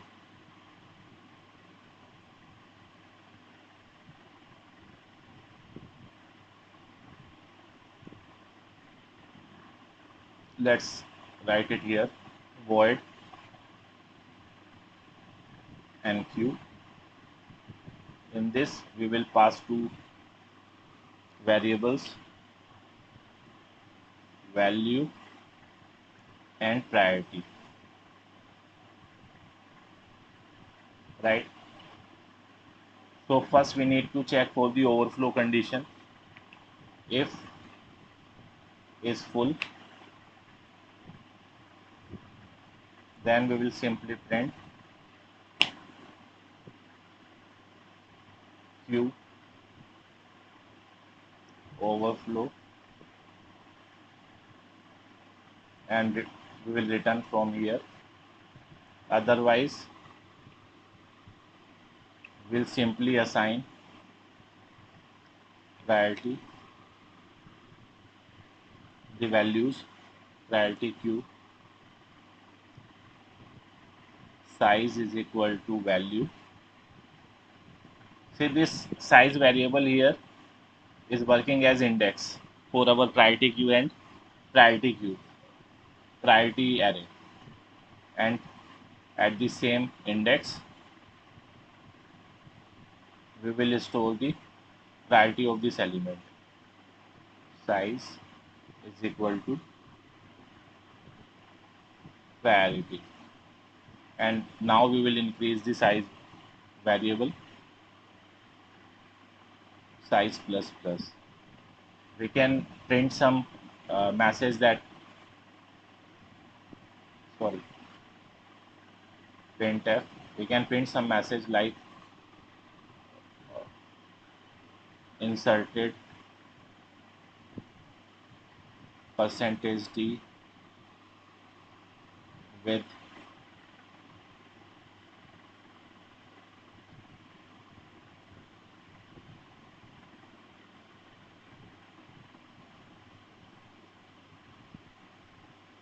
%d, and here you can pass value and priority, right? Now this is our enqueue operation. Now let's try to implement the dequeue operation. Int dequeue. So here dequeue, in the dequeue operation, which element will be dequeued? Which is having the highest priority, and the highest priority is, in our case, is the smallest number in the priority array, right? So we will be implementing a helper function here which returns the index of highest priority. So we can call it find max priority,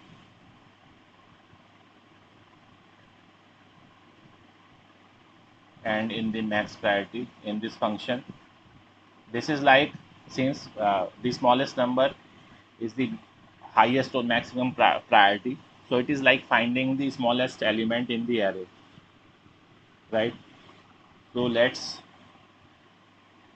call int highest priority, HP is equal to the name of queue is priority, so priority 0, the first index, let's assume that the first priority is the highest priority and the index of the priority is 0. Now iterate over the priority array starting from I is equal to 1, I less than size I plus plus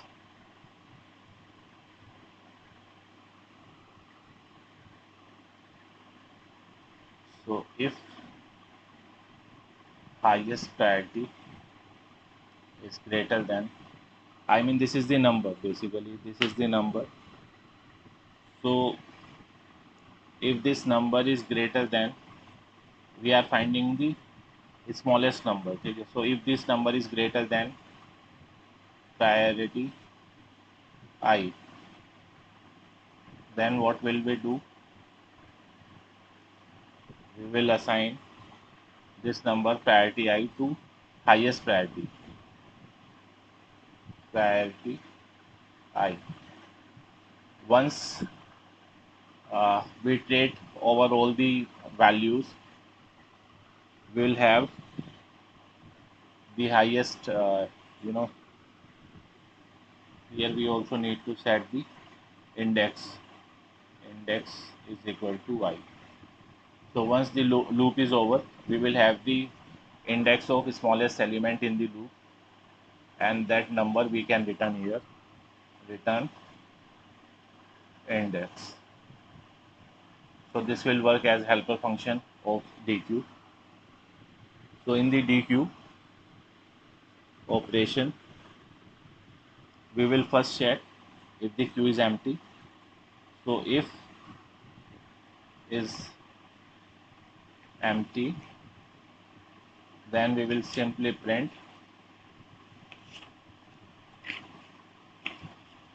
queue is empty or underflow, and we will return -1 here. Otherwise, what we will do, we need to find the index of highest priority. So we'll call the this method find max priority, and this method will return the highest index, the index of highest priority.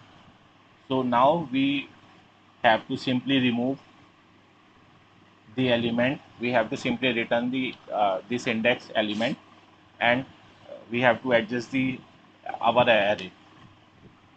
I mean, we have to remove this number. We have to remove this index. So this will involve shifting the elements at the left side. So we'll use a loop for int I is equal to index I less than size -1. Here we are using -1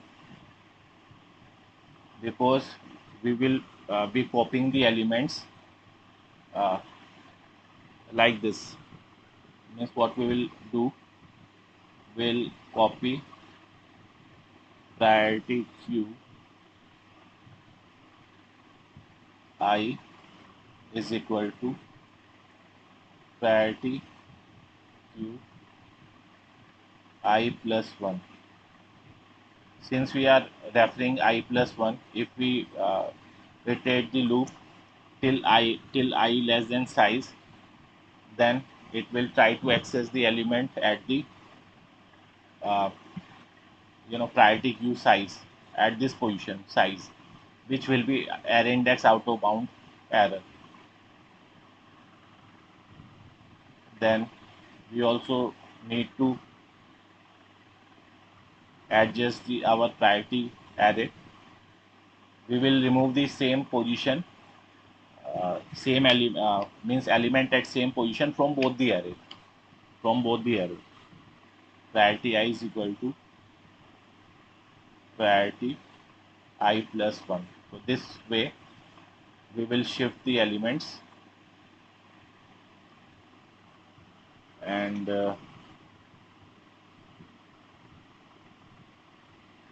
after shifting,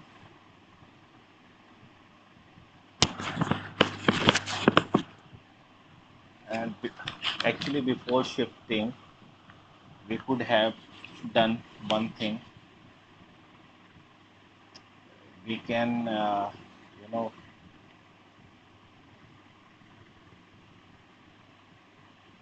write two lines like int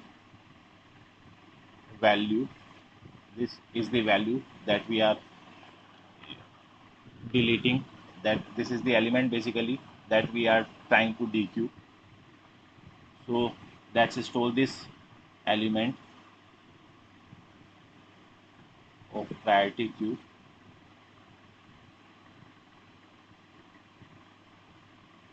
index, and priority also. And priority is equal to priority index. Actually both of this line I'm marking them as X. They should come here. Let's denote them with A. They should come before the loop, right? And after loop we can print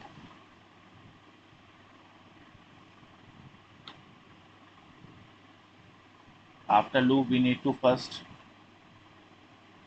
decrease the size minus minus, and now we can print a message like remove percentage d with priority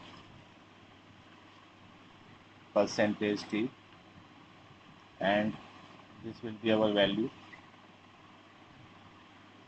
and priority.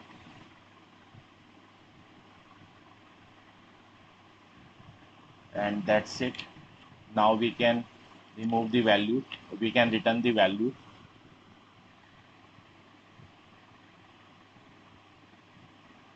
return value.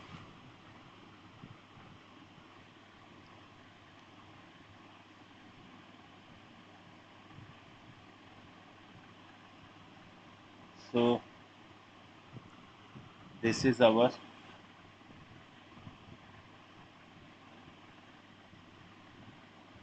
dequeue method. Now let's implement the display method. Void display. So when we are trying to display, first check for the underflow. If the queue is empty, printf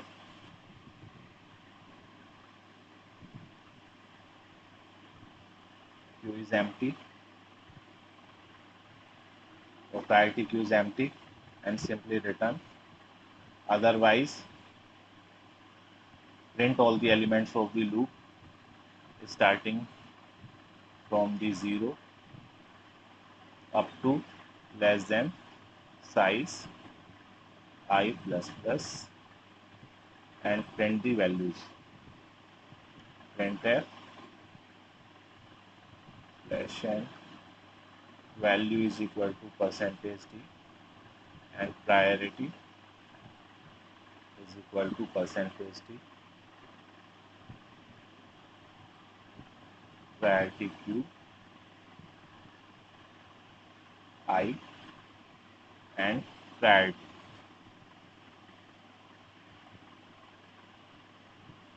Right?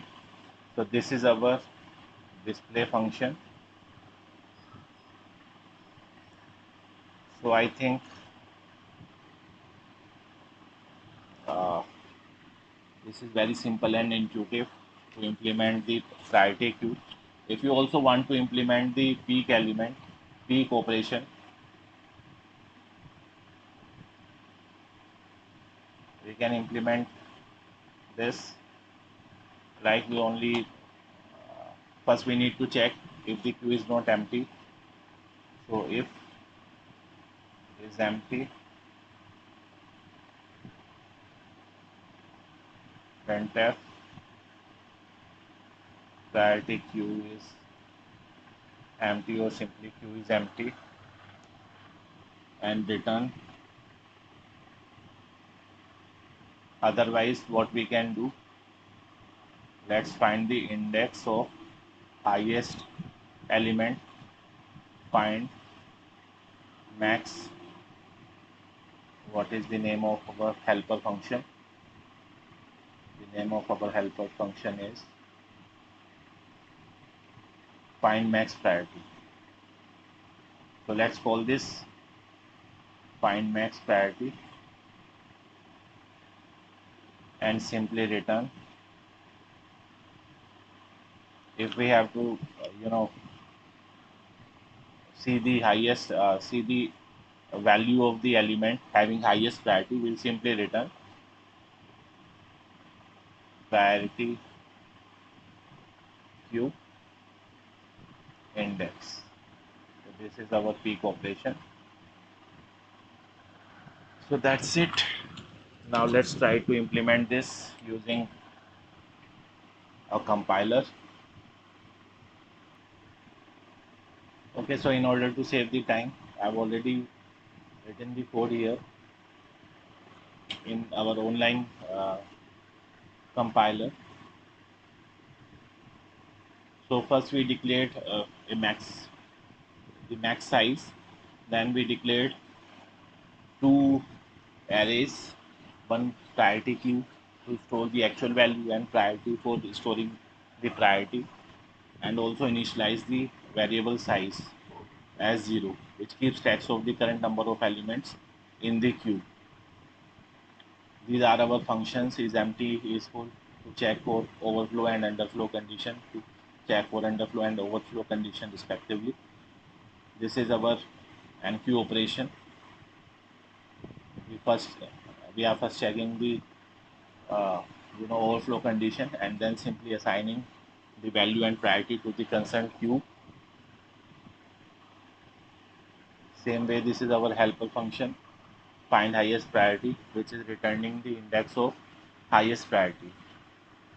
In the dq function, we are simply inferring about the highest priority, and then we are deleting the element from the array. In the display function, we are simply printing the entire array,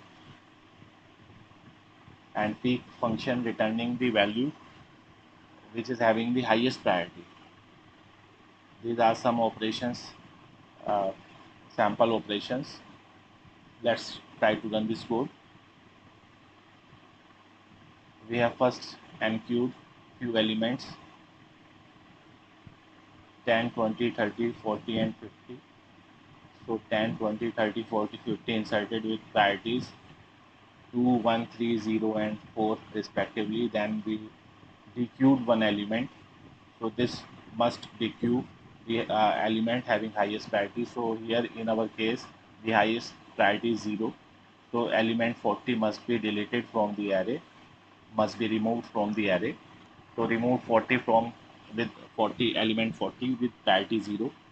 Then after removal, we again displayed the content of queue, and after removal of 40, we are left with the four values with these priorities.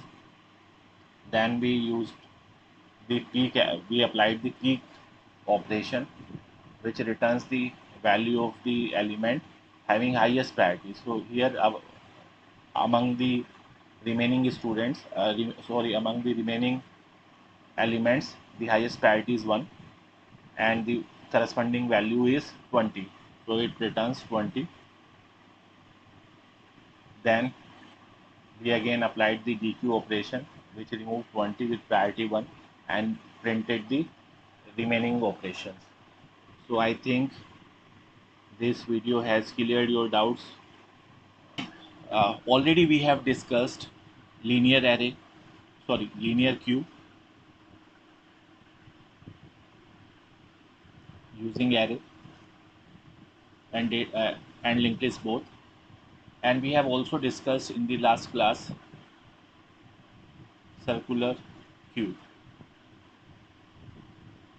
In the implementation of circular queue, I have discussed in detail the advantage of circular queue over linear queue. Actually, the problem with linear queue was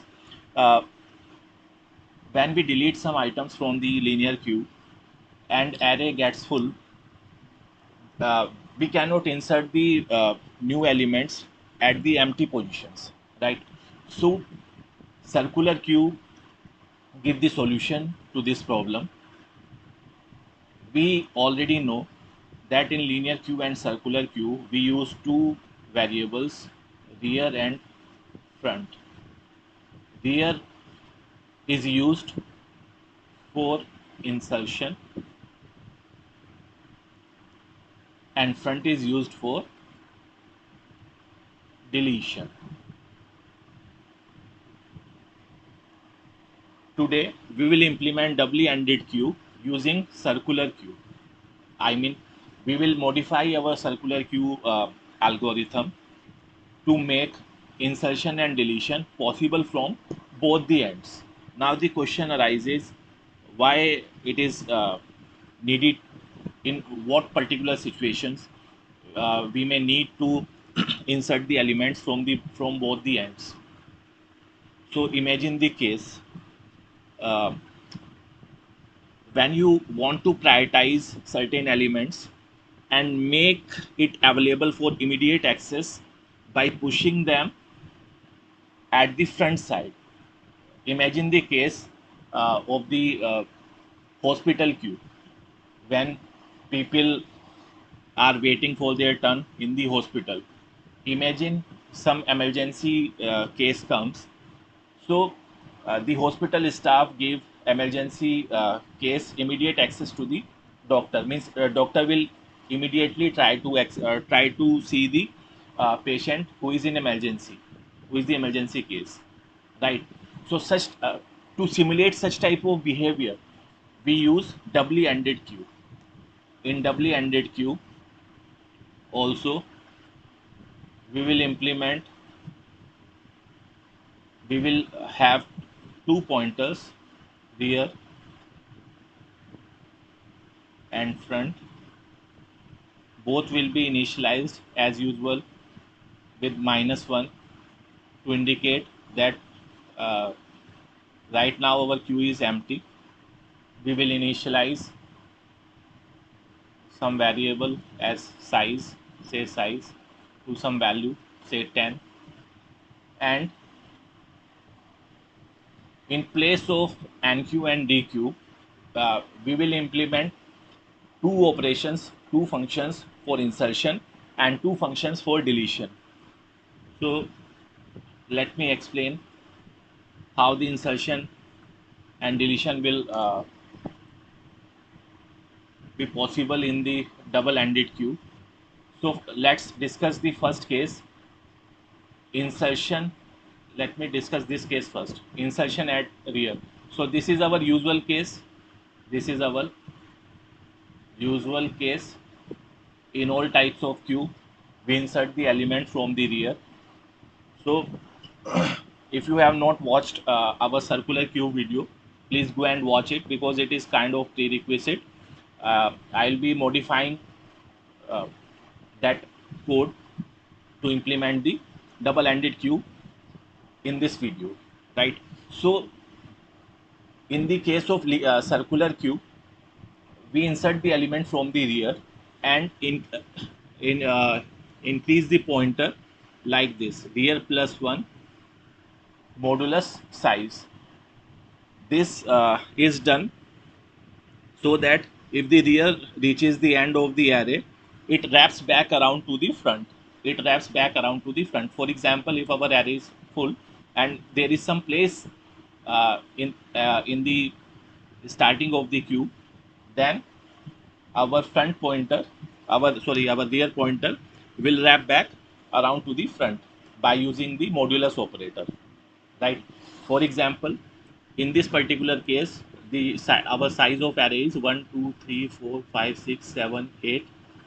Let's make it 10. Okay. So we will have elements from 0 to 9, 7, 8, 9. Right?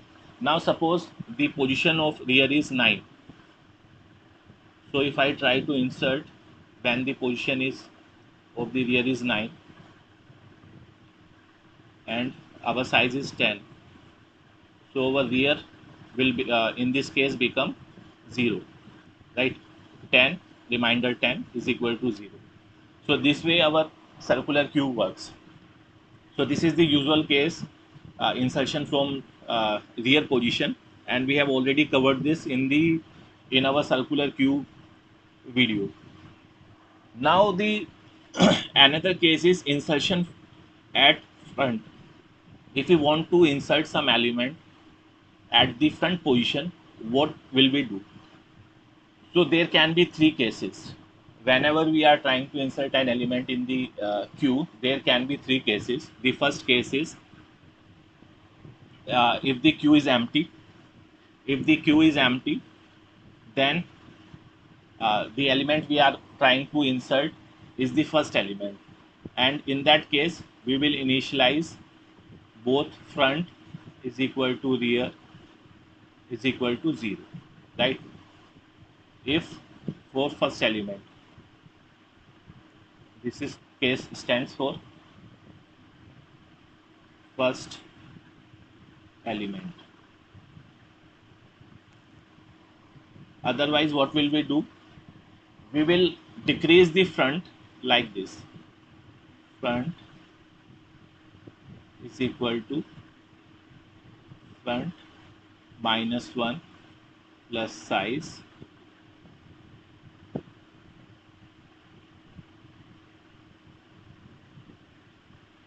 and size, right? Suppose what happens, there is already one element in the queue. Imagine there is one element, only one element in the queue, 10, and both our front and rear points to this position. And now I want to insert an element at the front. So what will be the front position for this in this case? This is our circular queue. So the element should be added at the ninth position. The element should be added at the ninth position, right? So our current front is 0 minus 1 plus what is the size of array, 10, and remainder 10. So this becomes 9 remainder 10, which is equal to 9. So our front becomes 9 here, right? So you can take any scenario, our front will move accordingly, right? So in the double-ended queue, we can insert element from both the ends. We can insert an element from the rear, which is the usual case, and we can also add element at the front, which happens in real life in situations. This happens in emergency cases, like I just discussed in case of emergency, right? So we have discussed how we can insert an element in the double-ended queue.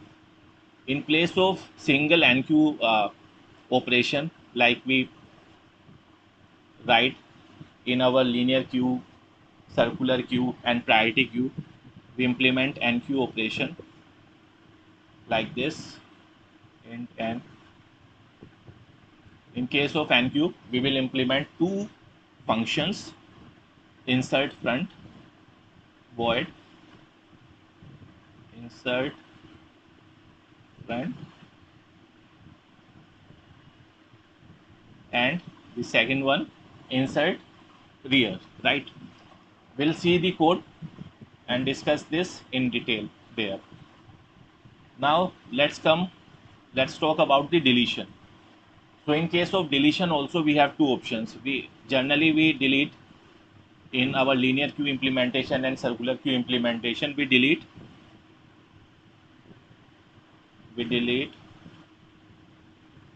elements from front, as queue is our first in first out type of data structure. So the person who arrived first in the queue should be given priority.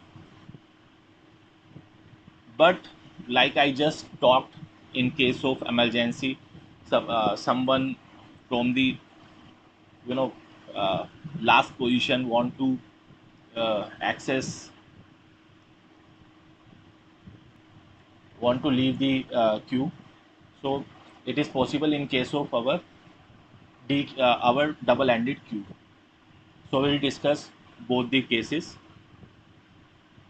So here, when we try to delete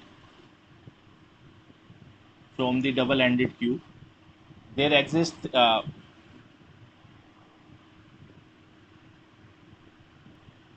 so while deleting an element from the front, we can encounter three situations. The first situation is queue is empty. If the queue is empty, we don't have any element to delete, so we'll simply return there is only one element in the queue. If there is only one element in the queue, then after deletion of that element, we will set both front and rear as -1, right? When both front and rear are equal, that suggests that there is only one element in the queue, and after deletion of that element, we'll set both the elements to -1, right? And the third case is our normal case. We have to delete the element. So here also we have two functions. I mean deletion from front and deletion from rear. So as usual, if we are deleting an element from the front, then we'll simply increase the front as front is equal to front plus 1 modulus size. I have already discussed that we use this modulus operator uh, size to make the element, to make the this pointer front or rear, wrap back around to the another side of the queue, right? The next case is deletion from the rear. So if we are deleting an element from the rear position, we will decrease the rear position like this. In this case, our rear will become rear -1 plus size modulus size,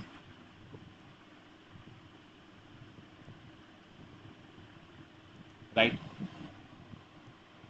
Okay. Now we will implement two more operations like peek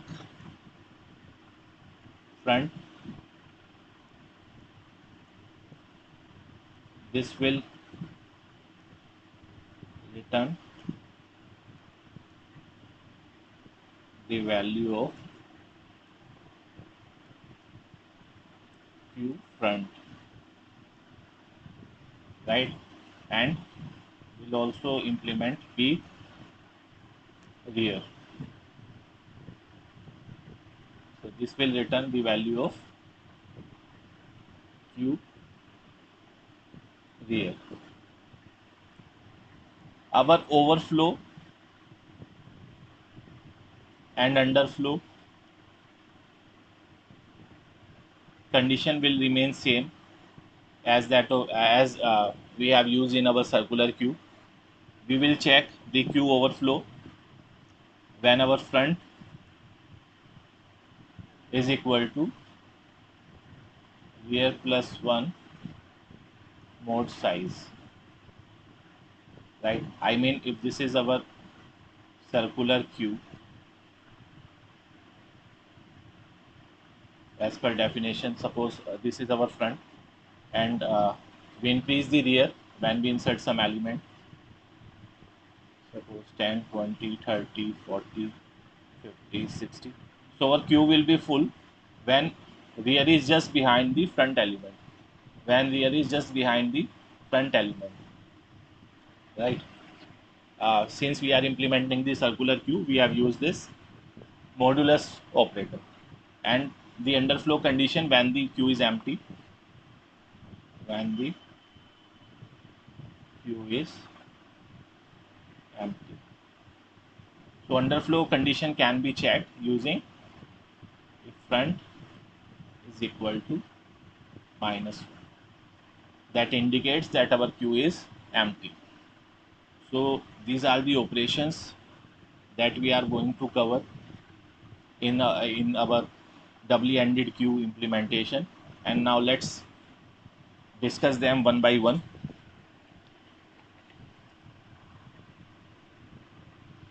Okay, I forget to discuss about the display function. We will also implement the display function, which will display all the elements of the queue. So we'll simply uh, when we implement the display function, we will first check for the underflow, right? For underflow, we will write a function is empty, int is empty, and will return front is equal to -1. So if front is equal to -1, it will return 1, otherwise 0. And likewise, we can also implement is full. So these are our boundary conditions. Here we will simply check if front is equal to rear plus 1 mode size.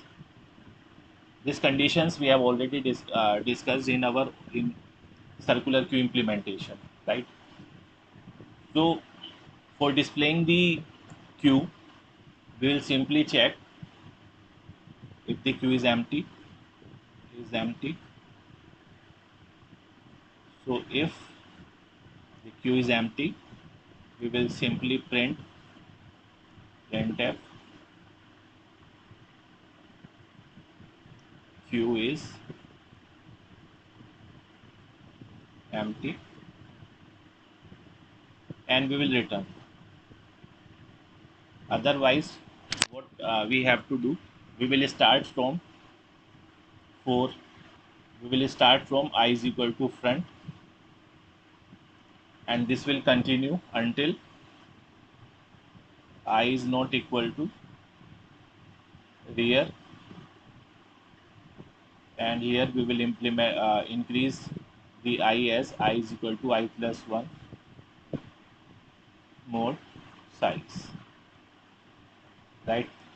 If you think deeply,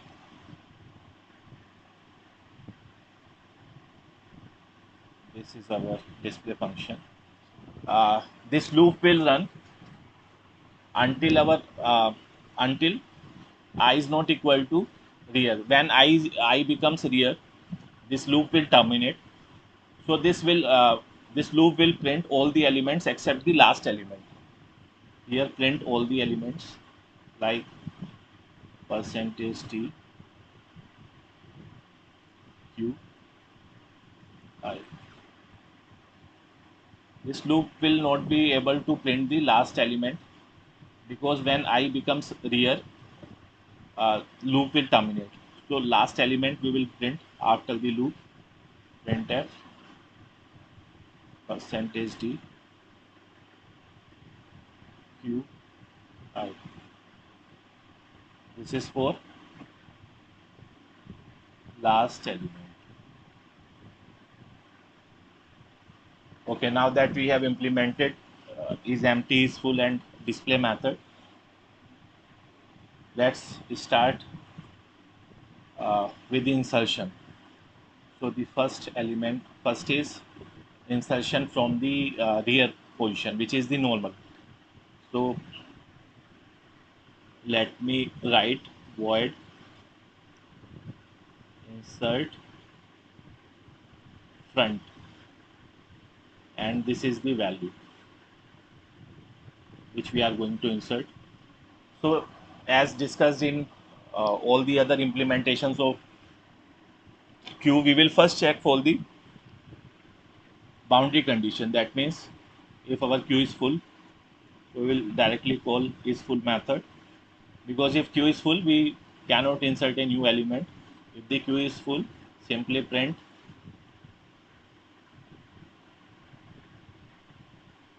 queue is full and simply return from here, because new element cannot be inserted. Now the second case is, this is the first case, right? The second case is if the element we are inserting is the first element. If the element we are inserting is the first element, then we need to set the uh, both the variables front and rear to 0. If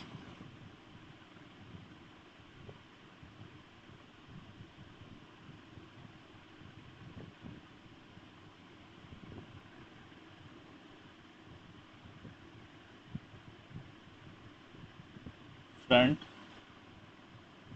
is equal to -1, or we can simply call is empty method here. This is the case when queue is empty, and this is the first element of the queue. So if it is the first element of the queue, we will set both front is equal to rear is equal to 0, right? And otherwise, this is our third case.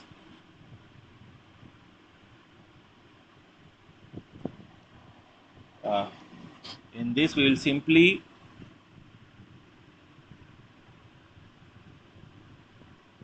increase our front. We are inserting from the front, so we first need to set the front position as front is equal to, as discussed, front -1 plus size and modulus size, right? And now we will simply insert at the front position. The name of our queue is dq. This is the name of our array. So dq front is equal to, we will insert this value at this position, right? So we have inserted the element at the front position. We can print this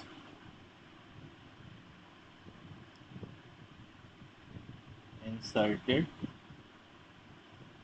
percentage D at front.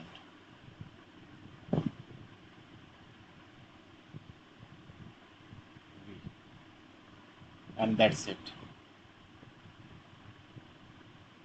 right? Similarly, we have to implement the second options, insertion at rear.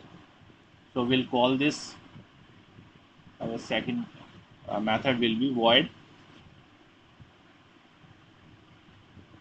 insert rear in 10. So here also we will first check for the overflow. If is full, then we simply have to print a message that Q is full or our DQ is full, and we will simply return from here. Otherwise, our second case is if the element we are inserting is the first element. If the element we are inserting is the first element, that means if front is equal to -1, that means the element we are inserting is the first element, and in this case we will make both front is equal to rear is equal to 0, right? Else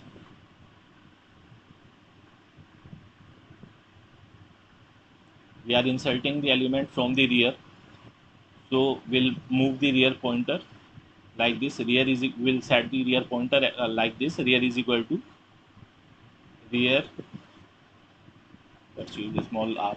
Rear is equal to rear plus 1 and size. So after all this, simply insert the name of our queue is DQ. So DQ rear is equal to this n, and we can print this element or we can say inserted percentage D at rear, and this is n. So this is our insertion from the rear side. Now let's discuss the deletion.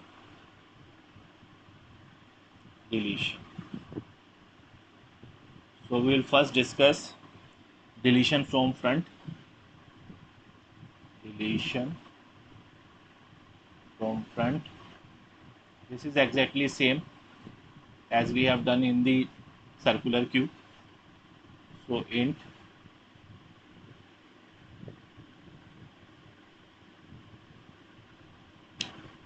or we can simply use void and print the element that we are deleting in the function itself.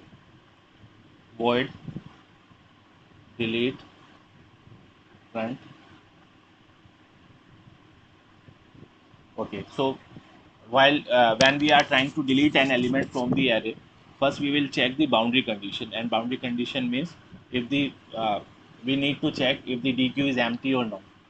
So if front, or simply we have made a helper function is empty.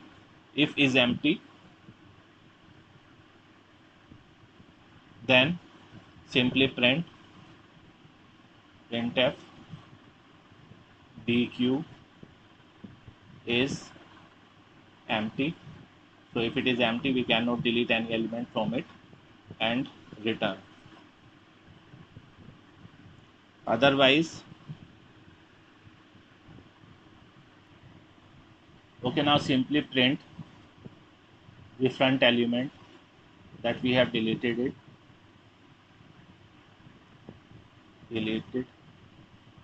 percentage D from front and DQ front. Okay. Why we have written this statement before actually setting the uh, front variable? Because when we'll change the front variable, we'll not be able to get the actual front element. So that's why we are printing this message before changing the front variable. So we have, this is our condition number 1 when the queue is empty. The condition number 2 when the queue has only one element. So when front is equal to rear, that means q, our dq contains only one element, and after deleting this element, we need to set both front is equal to rear is equal to -1, right? So in this case, our dq becomes empty. Otherwise, this is our regular case, we have to set the front variable like this: front is equal to front plus 1 and modulus size. This modulus operator is used to make our front pointer wraps back around to the another side of the queue, right? So after this, we have already printed what we are deleting. So this is our delete front operation.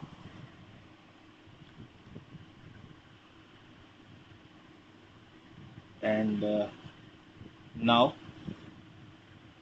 the last operation, not last, we have yet not implemented the peak operation. Now our deletion from rear, deletion from rear side. So basically, when we are deleting from normally what we do, we insert the element from the rear and delete from the front. So if we are deleting, means normally we delete from the front. If we are deleting from the rear, we will decrease the rear, and if we are inserting an element from the front, we will decrease the front. So that is the concept. In otherwise case, we increase the front and increase the value of rear pointer. So when we delete, let's write void whatever. Okay, delete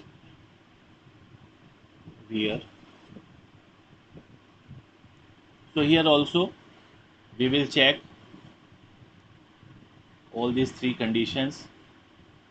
If is empty, this is our first condition, we need to check. If the DQ is empty, so if the DQ is empty, we'll simply printf DQ is empty, and we will return. After this, we will simply print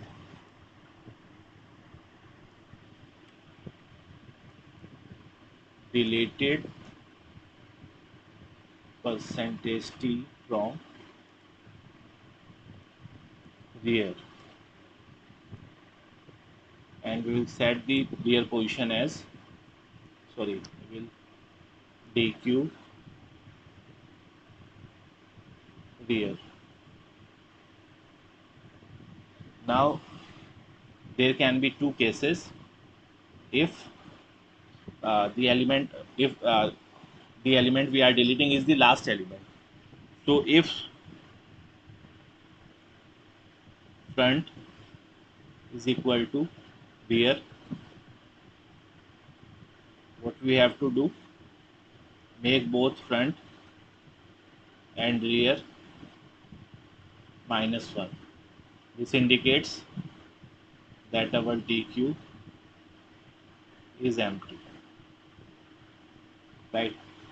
Else what we have to do, we are deleting from rear, so our rear now becomes rear is equal to rear -1 plus size mod size. So this is our delete rear function, and now we will implement two more functions.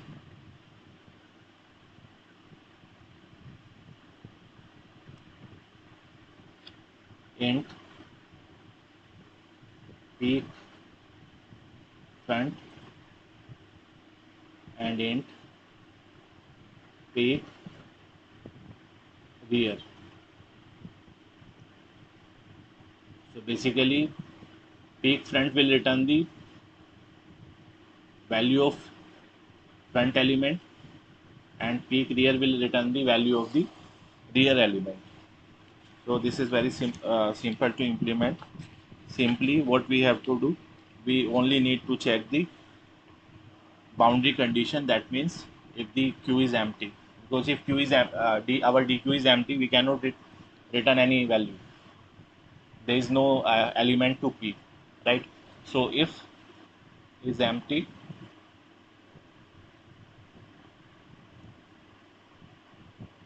both will be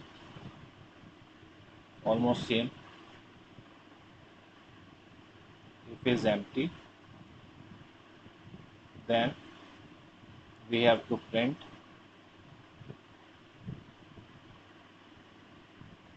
DQ is empty,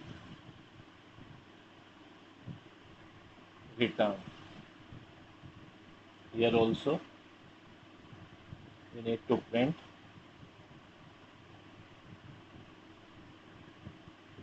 DQ is empty, so return. Otherwise, when we are looking for the front element, simply return DQ front and here return DQ rear. So this is the implementation of double-ended queue or DQ using circular queue. I hope you have understood the concepts. The implement is almost same as what we have done in our circular queue. Let me summarize what we covered. So basically, DQ is a special case of circular queue in which we can insert the element from both ends, as well as we can also delete the elements from both the ends, right? So normally we insert the elements from the rear position and delete the element from the front position. But if in certain situation when we want to prioritize some element, we can insert it from the front also. So in the insertion we have to check for 2-3 conditions, like if queue is not full, so we check this using a helper function is full. Then we need to check the second condition we need to check is if the element we are inserting is the uh, first element of the DQ. So if it is the first element, we will set both front and rear element to 0. That right.